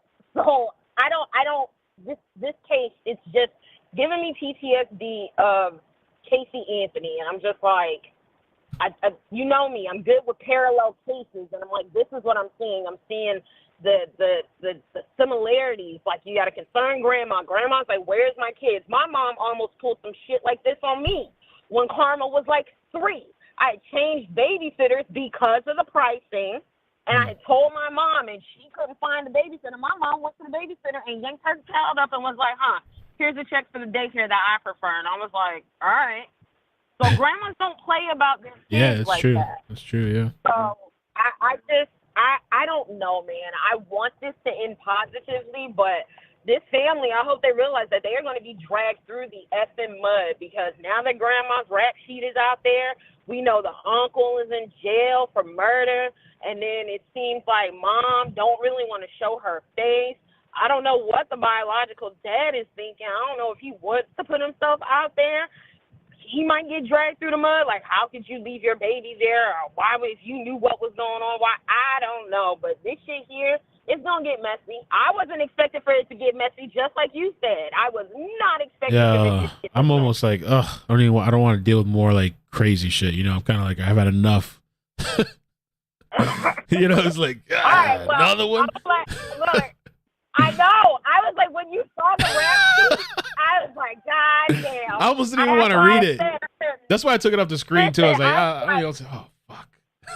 I was like, grandma could have been a rapper. Kodak's got some competition, but again, I'm gonna give grandma a pass because I don't think she's involved either. I don't know. I don't know. I don't think she's involved, but it's something I'm telling you, I'm getting PTSD. Because remember, even in that situation, they thought that the grandparents were involved. Right. They went for the grandparents in that one, yep. Exactly. So I'm not passing judgment on grandma. By far from it. The person that I look at in the mirror in the morning is far from perfect. But people are going to hold that against her. They're going to pass judgment on her about that. But I really, if you really want to know the honest truth, I think she probably got agitated with the baby, gave him something to kind of help settle him down, and that didn't necessarily pan out. Her and the boyfriend were home alone. They decide, okay, well, it's trash day. This might be the easiest way of disposal. Because I'm saying the baby's been missing for a minute now, and have they checked the damn landfill? And you know that shit, it piles up quick. So it's something in my gut that's telling me that something's real off. I don't think grandma has a lot, but I just don't understand why we're also blaming the babysitter. Yeah, I don't think that. I think the babysitter is being honest. It seems like to me, I mean, I don't know, and it seems like to me she was being kind of taken advantage of. I mean, maybe she should have reported the stuff that she says she saw. She said she kept telling grandma. She said she was telling grandma wasn't doing anything. So you know, and some people go crazy when they find out you call CPS on them about their kids. Mm-hmm. And that might have been something that she, and to be honest with you, to me, that's what makes sense as to why she didn't call CPS, because somebody mentioned it in the chat. It would be pretty obvious for them to know who called CPS on them and started an investigation. You get what I'm saying? Like, if those kids aren't really around anybody except for a mom, boyfriend, grandma, grandpa, and the sitters, well, we know nobody in the house called CPS. So it had to be an outside source, and the only outside source we deal with is the babysitter. And that's probably all the more reason why she documented her stuff and took it to grandma, hoping that grandma would do something. But I guess Billy Joe either wanted to live in denial. I don't know. But I don't think grandma had anything to do with it. I think there's something going on with her daughter and the boyfriend. But I'm really trying to figure out, like, are they still in the house with grandma? Is that where they are? I don't know. Yeah, that's a good question. Yeah, where are they? Yeah, where are they? Yeah, I don't. Because that's what I'm trying to figure out. How the hell y'all can still be in the house, and you know, like this is so odd, but it's also giving me PTSD. Like I said, you got the concerned grandma, and then the grandparents being blamed, and they remember Casey Anthony said that the nanny had the baby. Then we go look for the nanny, and the nanny don't exist. And then they find somebody with the name of the nanny, but she's like, I don't even know this girl. Hey, so apparently too, what's happening with the whole backyard thing is I was warning. So Dad said I sent this. I was warning about because we got this first link first, and we wasn't sure what was going on. It said investigators are back at the home where Quinton was last seen. You can hear the sound of a pump running. It's very clear they're draining the family's backyard pool, and there's 11 police cars. And then there's another link that I was just sent, and it says apparently the other pump wasn't flowing fast enough. A fire engine is here now, sucking the water out of the pool and flowing it out of the master stream. So that's what's going on. It's flowing out. They're sucking it out and flowing it out, I guess, of the back of the truck or whatever. And for everybody who's like, so is the pool not crystal clear? I mean, let's just be real. Let's call a spade a spade. Do these people look like they pay attention to pool maintenance? I don't think so. So that water is probably murky and dirty as I don't know what. And it's Georgia, and it's fall. So, and if they don't have a pool cover, I'm pretty sure that pool looks nasty as hell. Probably, yeah. Especially the way all the things we've been hearing. I'm probably sure it's not a crystal clean pool, and they're managing it. Probably not. Exactly. Yeah. To be honest with you, until we get evidence of that house and the way that the babysitter was talking about them clothes being there, I am pretty sure that was not a stick and stand place, especially if grandma was getting pissed off that her daughter really wasn't doing nothing. I lived with my parents as an adult, and the only thing that they asked for me to do was maintain, maintain me and my child's mess. Do your laundry and this, that, and the third. It sounds like old girl was just trying to get a free ride and didn't even want to do the bare minimum of just maybe keeping her and the kids in the boyfriend's area, in decent condition. So I'm pretty sure it looks like a rat nest in there, and I'm pretty positive that damn pool was not as crystal clear as everybody thinks a pool should be. So that's not too shocking that they're doing that. But I don't know, man. Like I said, PTSD. I'm getting a mixture of cases. I'm like Cody Bigsby with this whole, the door was open and he walked out and I went into the room and the baby was gone. And then I'm getting the PTSD of the concerned grandma and, the daughter who's got, the young daughter who's got all these kids. And it's just, it's given a lot. And I don't think we're going to get what we want, which is for him to come home in a state that we would all appreciate. I don't think that that's going to happen. And that's just being a realist, not trying to be depressing, but I really do think that that's going to be the gist of it. And I don't know if we're ever really going to figure out what the hell happened to the baby, because I'm like, if my baby is gone, I'm getting on TV. That's just like when they told the family who was killed out in California, we don't want you guys to talk to.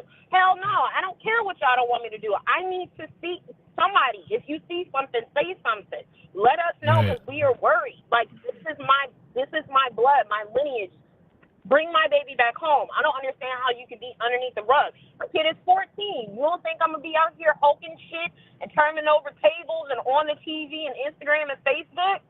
I'm going to be the mom that everybody loves to hate. I'm going to be the one that's on TV cursing and shit about my kids. So it is what it is. So thanks. It's real sus. It sucks for sure. Thank you so much. Appreciate the call. Yeah. All right. Okay. Bye. Bye, girl. Bye. Okay, so what? There's only one more call, so no, it's pretty quick. 704. How you doing? Where you calling from? Hello. Hi, who's this? Hello. Who's this? Grandma? This grandma? I'm just kidding. Hello? Oh, they hung up. I could try to call you back. Let me try to call you back. I was like, oh shit, maybe she's calling in. I had it. Let me call that number back and see. I think they might have. Oh, I just lost it. If you want to call back 704, you can. I'll give it a minute. Let me just clear some things out here.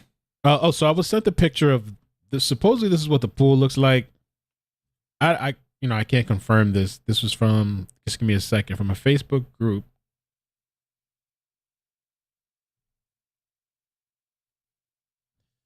One second, pulling it up here. Okay, so this is from the Quinton missing from Savannah, Georgia Facebook group.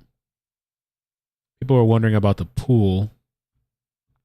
This is the pool for all you asking. I don't think it looks like this now. But, oh Lord. Oh, let me move the comment thing. I don't know if that's an old picture. I don't know if that's just a listing picture. I'm guessing they possibly want to check the vents in the pool. Small children in the house and no gate around the pool. Somebody showed a picture of a. Yeah. I don't know. I guess they want to check everything, right? Oh yeah. True crime. DM me. I'll just send you I'll call you, or wait, is that 704? 704, how you doing? Where you calling from? I'll DM you. True crime. Hello? Hi. Can you hear me? Hello? Can you hear me? Yes. Hi, this is Pearson Denise. How you doing today? Hi, welcome. How you doing? Thanks for calling. I'm good. Thanks for taking my call. No so problem. what I wanted to do was to go back to the very beginning. Okay. In the morning at 5:29, when Danny texted the babysitter Diana and said the kids would not be coming over, Rihanna is going to keep the kids. Hey, let me ask you a question. You're not using like Bluetooth, are you, or like headphones or something? Yes. Can you turn it? Can you just talk directly into the phone? Because it sounds a little. Yes. Yes. Okay. I'm sorry. It's okay.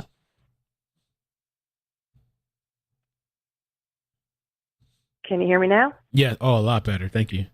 Okay, sorry. That's the first time I've done that. So my concern is he texted her at 5:29 in the morning and said Liana was going to keep the kids. He went to work. So right, that's what I heard. Yeah. So he texted babysitter at 5:29.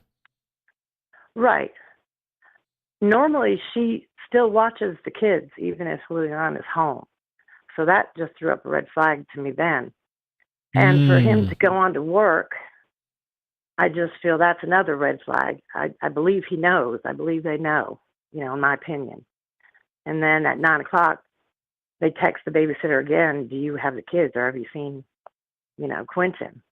It just makes no sense. And that's why she hurried and called. She called and then went over there. But I just have to go back to that very beginning. I mean, why did he go to work? And why would he text that, Yeah. that she was going to watch the kids? If she was already up, because it's said that she was up and found the door open and the child was gone, right? That's what I read. That supposedly the door was open up, and that I mean, Quinton wouldn't be able to open the door by themselves. Right, but so if they're both up yeah. and he sees Quinton, I just feel like he knows. That's all. It just doesn't make any sense why he went to work if he's maybe just trying to throw the police off. I don't know. I just wanted to say that. And they've interviewed the parents too. Yo, thank you for calling. I said everybody's being looked at. I guess they did interrogate him. Everybody's being interviewed. Yeah, and I don't understand why they gave the grandmother custody because she lost her own. That's so weird. Yeah. Yeah. Well, I just pray that they find wait, you said she lost her own kid?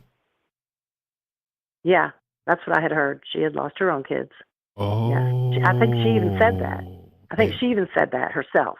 That makes sense. So she had lost, and so she wants her she wants her daughter to do good because she lost her kids. Yes, she said it herself.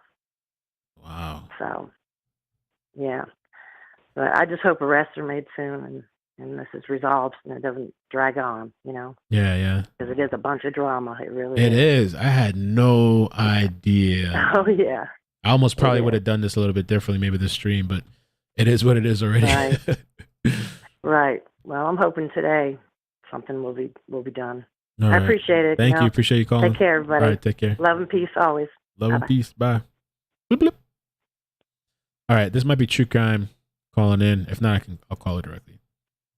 860. Hey, Mel. Hey. Yeah, it's me. It's Gabby. Hey, Gabby, how you doing? What's up? Thank you for all the Doing good. help. Thank you for what you guys are doing. Yeah, I love the I page mean- you guys are running. You guys are doing a really good job. Thank you. And, you know, I love your guys' support as well. You know, this case was particularly crazy and kind of like, you know, sometimes when you get a cold and the whole house has a cold and then like a case is happening and like there's nothing else to do but to sit and just read. Yeah. This was one of those cases this past week or so. I just wanted to say, you know, like I pointed out a lot of the stuff as far as grandma's history. I know I did.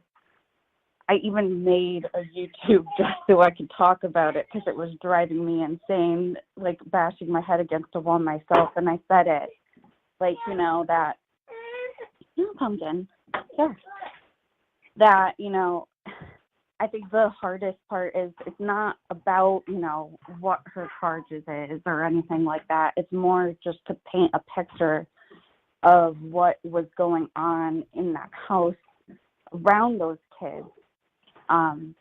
You know, there's the charges for her brother. There were grandma's charges. There's all this stuff going on, and these little kids are getting lost in the mix of it. And what I didn't understand when I brought those up was how they ended up with custody back in the house and how grandma was leaving him there with the person he was taken from, and just trying to call out the responsibility that she owned in that.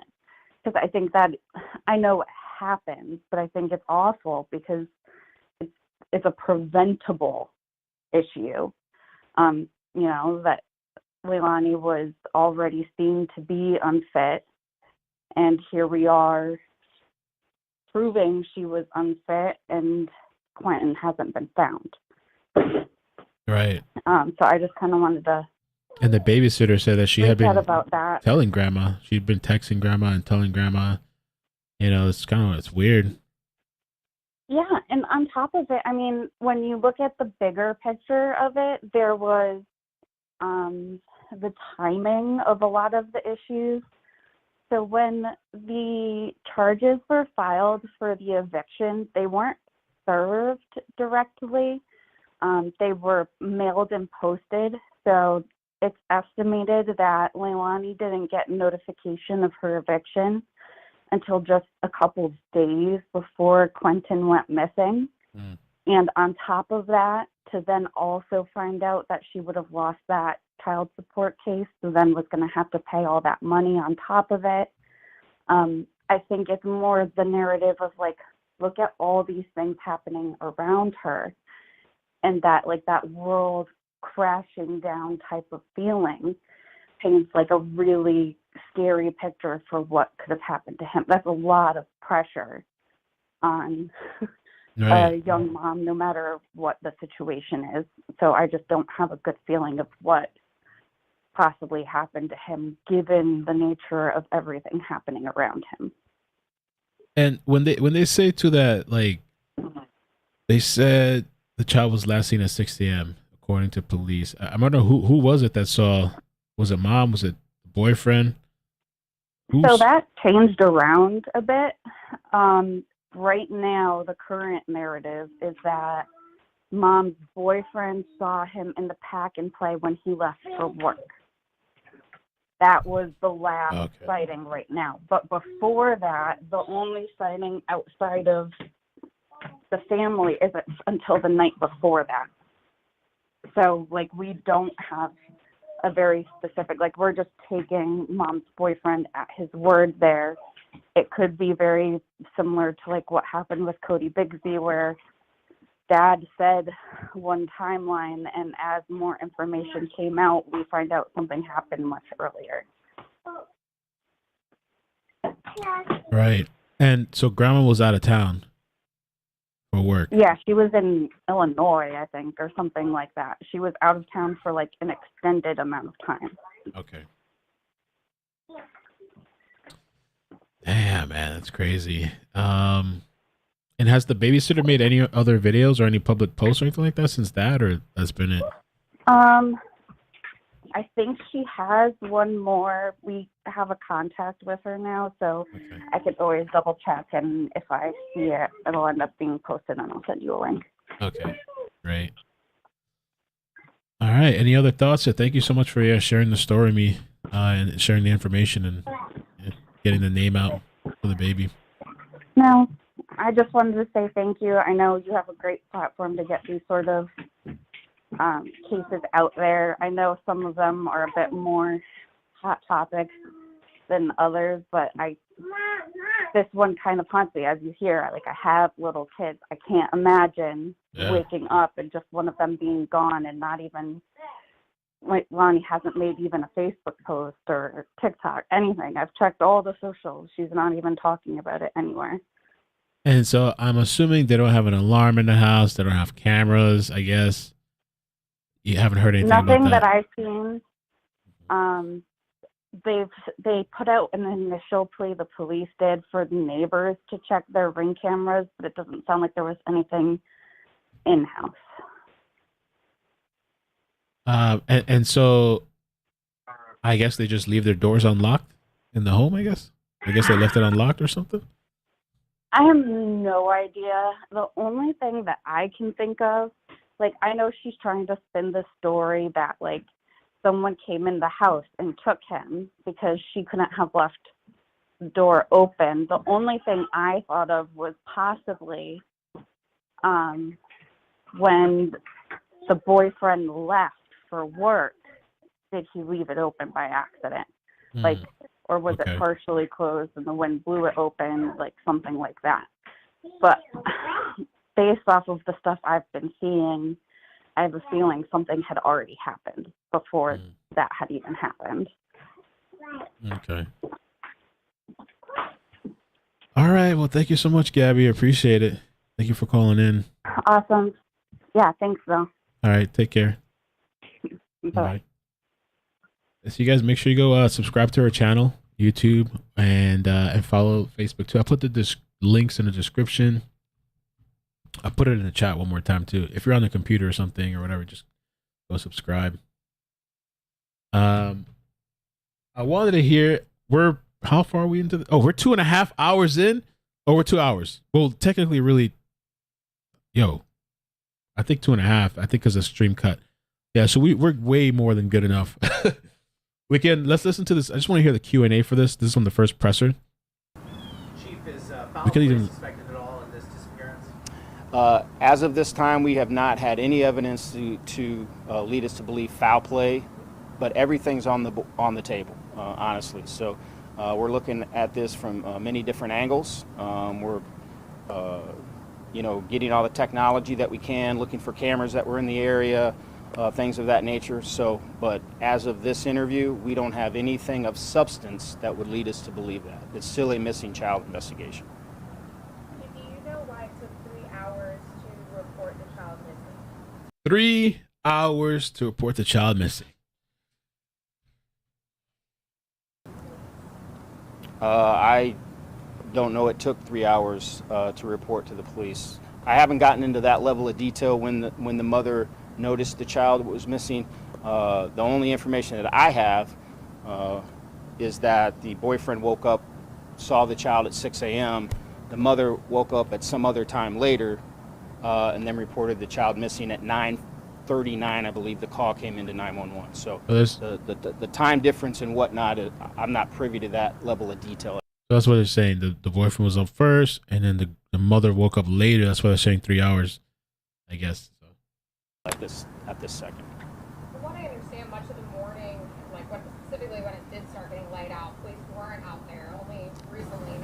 car, so why wait, you know, in those precious hours of daylight in the morning to have police out there? Please restate your question. I'm sorry, I couldn't hear you. What I understood from a reporter on scene, one of our reporters, there was much of daylight time this morning where police weren't out there. It kind of took a little bit. Can you kind of explain? This morning? Yeah.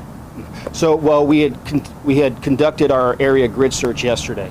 So we didn't believe that we had exhausted that geographic area where we felt perhaps if he wandered away that he would be in that area. So we wanted to regroup this morning. We were out till 2 o'clock in the morning. Now we're narrowing it down to other small geographic areas, seeing if that would yield, you know, finding Quinton. So we just felt that we had exhausted all of our geographic coverage area with what we did yesterday with the aviation, with the mounted patrol, with our drone, and we didn't feel that that would yield anything to be back at that exact location this morning.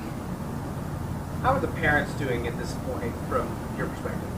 Well, I haven't talked to them personally. Obviously, they have been working with our detectives. I can only assume that they're, you know, at this point, they're victims. You know, they are dealing with the loss of a child. They're worrying and wondering where he may be at. And so, as any of us, if we were in that position, I would be terrified. Having 6 children of my own, if one of my children were missing, I'd be a mess, quite frankly. And then follow up to that, does Quinton have any siblings? Are there any other brothers or sisters? I believe there is an older sibling, maybe a year older or so. I think it's a boy, but I'm not 100% sure. Chief, so the FBI was there yesterday to help. Is that customary, or were there certain aspects of the case that they thought it was necessary for them to come in, and will they be continuing to help with the investigation? They will continue to help with the investigation. In this type, because it's a missing child, but there's also a potential it could have been abducted. Obviously, that falls within their wheelhouse. You know, they're a great organization to work with. They have an enormous amount of resources that necessarily local law enforcement doesn't have, and their willingness to step in, provide additional manpower, as well as the resources that they have, which it is welcomed beyond belief. So, but because it's a missing and could be an abducted child, that's where it falls within their wheelhouse. Do you believe Quinton to still be alive? I hope he's still alive. We don't know. We don't have any information to believe he's not. Hold on. I got sent some other interesting stuff too. I'm gonna re-listen to this. We're almost done with this one. I'm gonna re-listen to the new one today too again.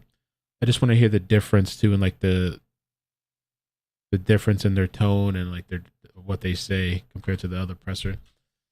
Oh, why can't I get this?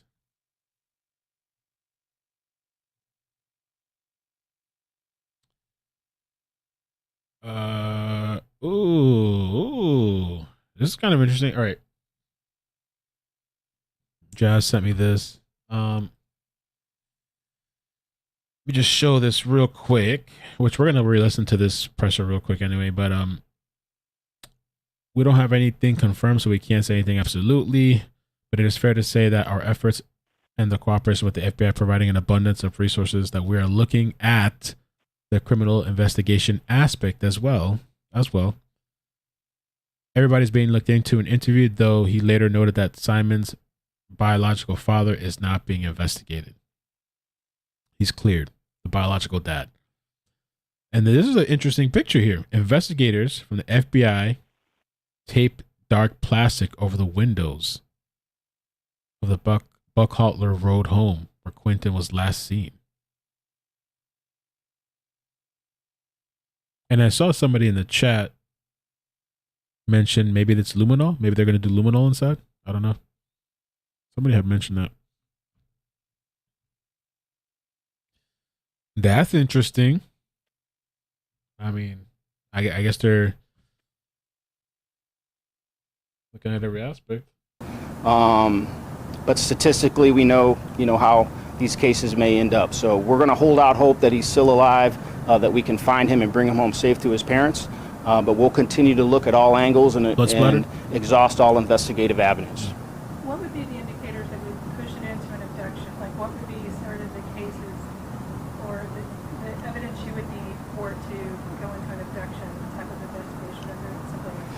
Well, if we received some tip from the community that was substantive, that we could verify, that would lead us to that conclusion, if there was any type of video evidence or cell phone evidence that would lead us to believe in that that it would be that. So that would is what that would be. And let me say, I'm sorry I didn't mention, if anyone has information on Quinton Simon's disappearance, they can get on Chatham County Police Department crime tips on our website and put that information in there. They can also call Crime Stoppers at 912-234-2020 with any information that they may have.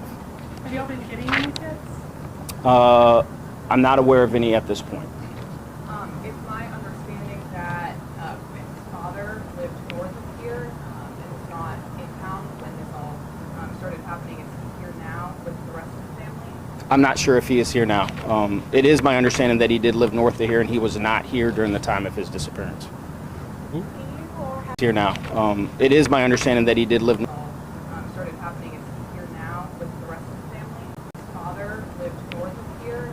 Oh, the father. Yeah, he's cleared already.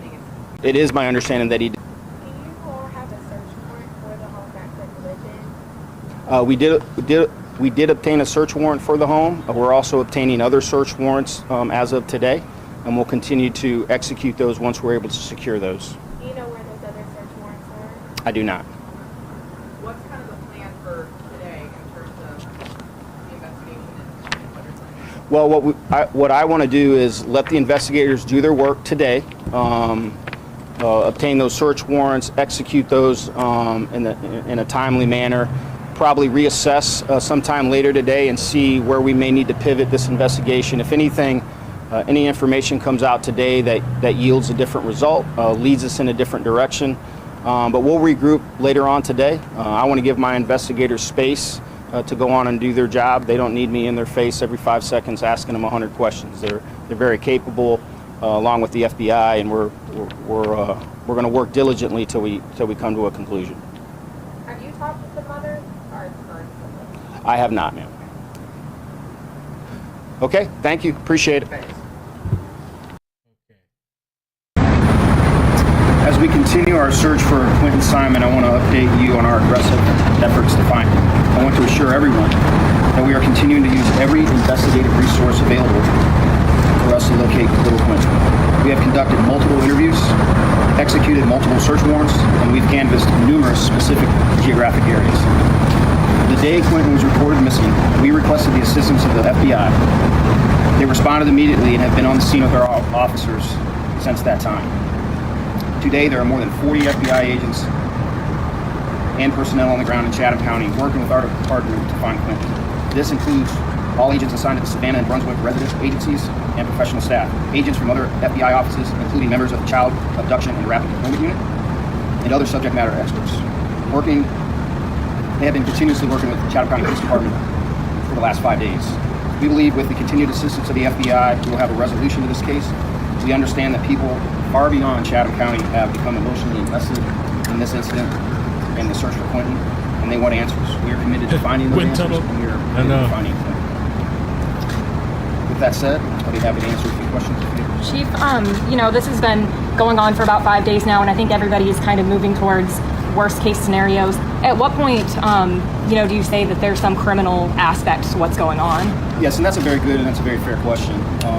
We're looking at it from multiple fronts, and one of it being a criminal investigation, as well as a missing child at this point. We don't have anything confirmed, so we can't say anything absolutely. But it is fair to say that our efforts and the cooperation with the FBI and providing an abundance of resources to us, that we are looking at the criminal investigation aspect of it as well. Chief, how are you looking at the criminal investigation? What people are you looking into? Is it turning towards family members or? Everybody is being looked at. Everybody is being interviewed. Everybody that had contact with Quinton in the most recent time of his disappearance is being looked at, is being interviewed, and that's an enormous amount of work, obviously, that takes. We are continuing to do everything that we can do to gather evidence if it's there. We have to follow, obviously, an investigative process. We have to follow the law. We have to get search warrants. I know there's a lot of interest out there in you probably some chatter of why haven't you done this and why haven't you done that? Well, we have a constitution to follow. We have the law to follow. Because we want to make sure we get it right. We want to make sure we do this as professionally and as expertly as we can. So if, and I say if, we have to prosecute anyone in this case, that we've done it right. That we don't lose evidence in an evidentiary hearing or anything like that. So we continue to work diligently, but we're going to work. I don't know. I mean, maybe somebody just. Oh, and I got another video sent to me that we can check out. Jess sent me a video from Facebook. Somebody doing a drive-through of the area. Maybe somebody just took this kid. What are you guys thinking? I mean, there's a lot of things that are like they're really concerning, like the eviction, all the history, and the I don't know, man. Child support.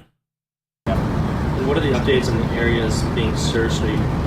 Where's it gone from? Where are you searching now? Well, we went back today and draining the pool, which it could be part of the process, but duct taping the windows.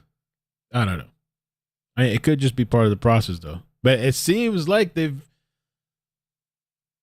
did say themselves. I think they're looking more at a criminal aspect, potentially. You know, just keeping the doors open, and they've only cleared one person so far. Right? They cleared the biological father. I don't even think he was there or whatever, you know. Researched the home in which he was last at.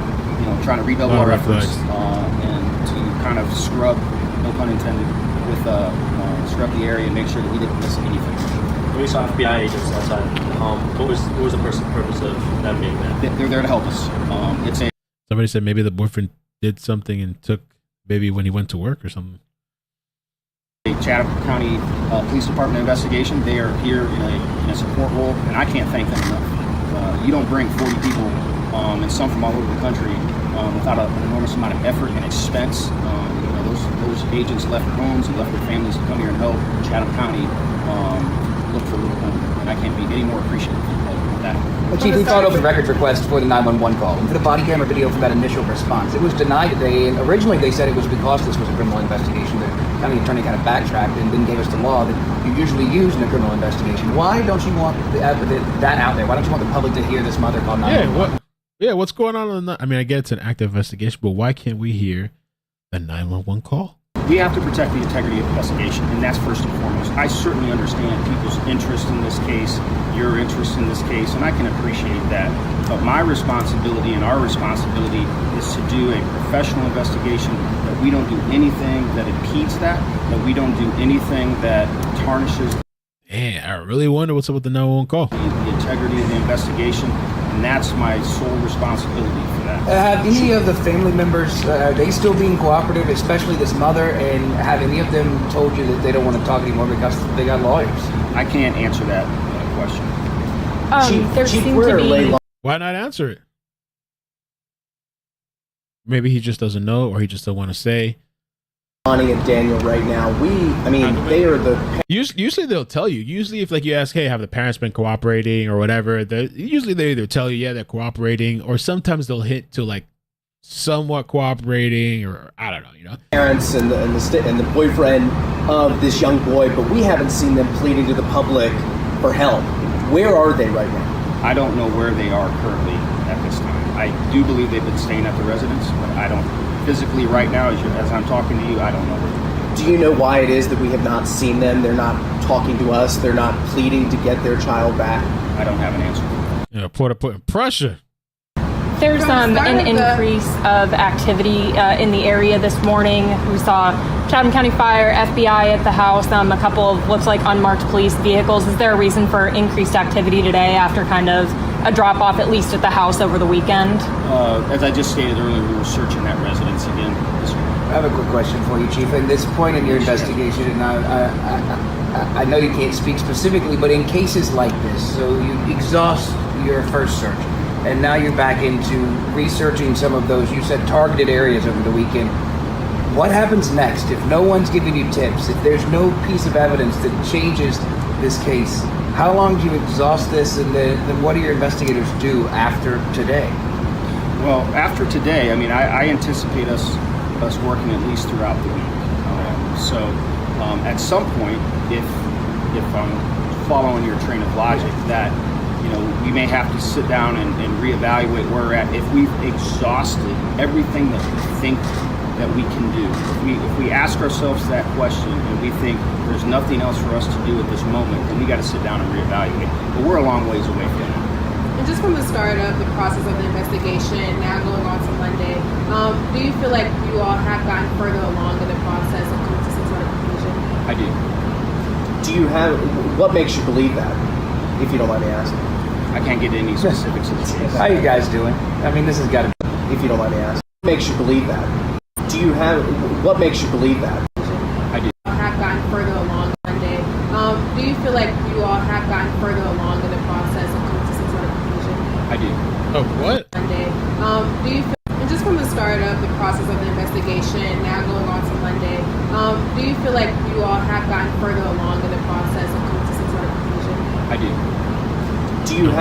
What makes you believe that, if you don't mind me asking? I can't get any specifics of the case. How you guys doing? I mean, this has got to be exhausting. You can tell you look tired. I mean, how are your investigators doing? This is a tough case. Thank you. Thanks for that question. I appreciate that. They're tired, but they're determined. And I couldn't be any prouder of them. They have worked 18-hour days since last Wednesday morning. Along with the FBI and everybody else. I mean, they are all hands on deck. They are committed. They are working hard to try to bring a resolution to this case and find a little point. So, but thank you for asking. And to springboard off of that, that sounds like you're stating that you guys will find out what happened. I believe we will. I do. Chief, you set up a tip, or your department set up a tip number over the weekend. Have y'all received any tips from it so far?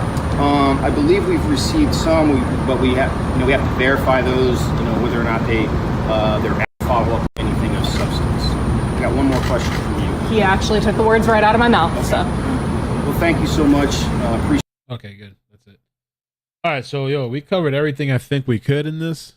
Did really well. I didn't expect to be here this long though. But thank you guys so much for spending the time with me today. Appreciate it. We're gonna be back. I'm going to take some time to relax for a little bit because we're going to be back at 6 p.m. Eastern, which is, 4:30, 5:30, 1 hour and a half. Bruh, barely get some time. But we're going to take a little, I got to show this video real quick. Wait. I forgot. I'm going to show this quick little video and I'm going to move you guys over to the next stream if you want to watch the Daryl Brooks. I guess this guy's driving through 50 minutes ago. Some detectives still there past fire truck on the way they're leaving. And can we do a quick scan too? Let's check real quick this Twitter stuff. If there's any updates on Twitter again with the fire stuff, with the water hosing, and take another quick look. Any updates? What's going on outside the house? No. Check this other link real quick. Outside the house. Let me check this other one. All over the place. Let's see. Brett, did you post anything else? 1 hour ago? No. Okay, that's it.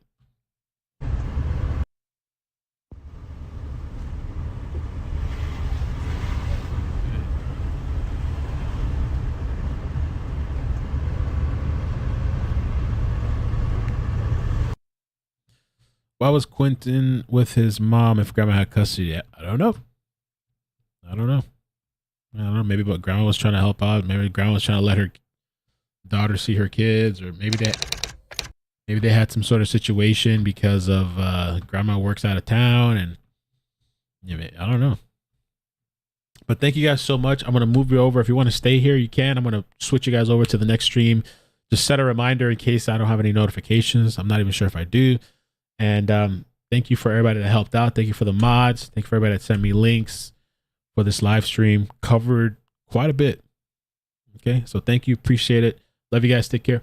Peace. Bloop, bloop. See you in a little bit. Bloop, bloop, bloop. Daryl Brooks trial. Crazy trial. Okay.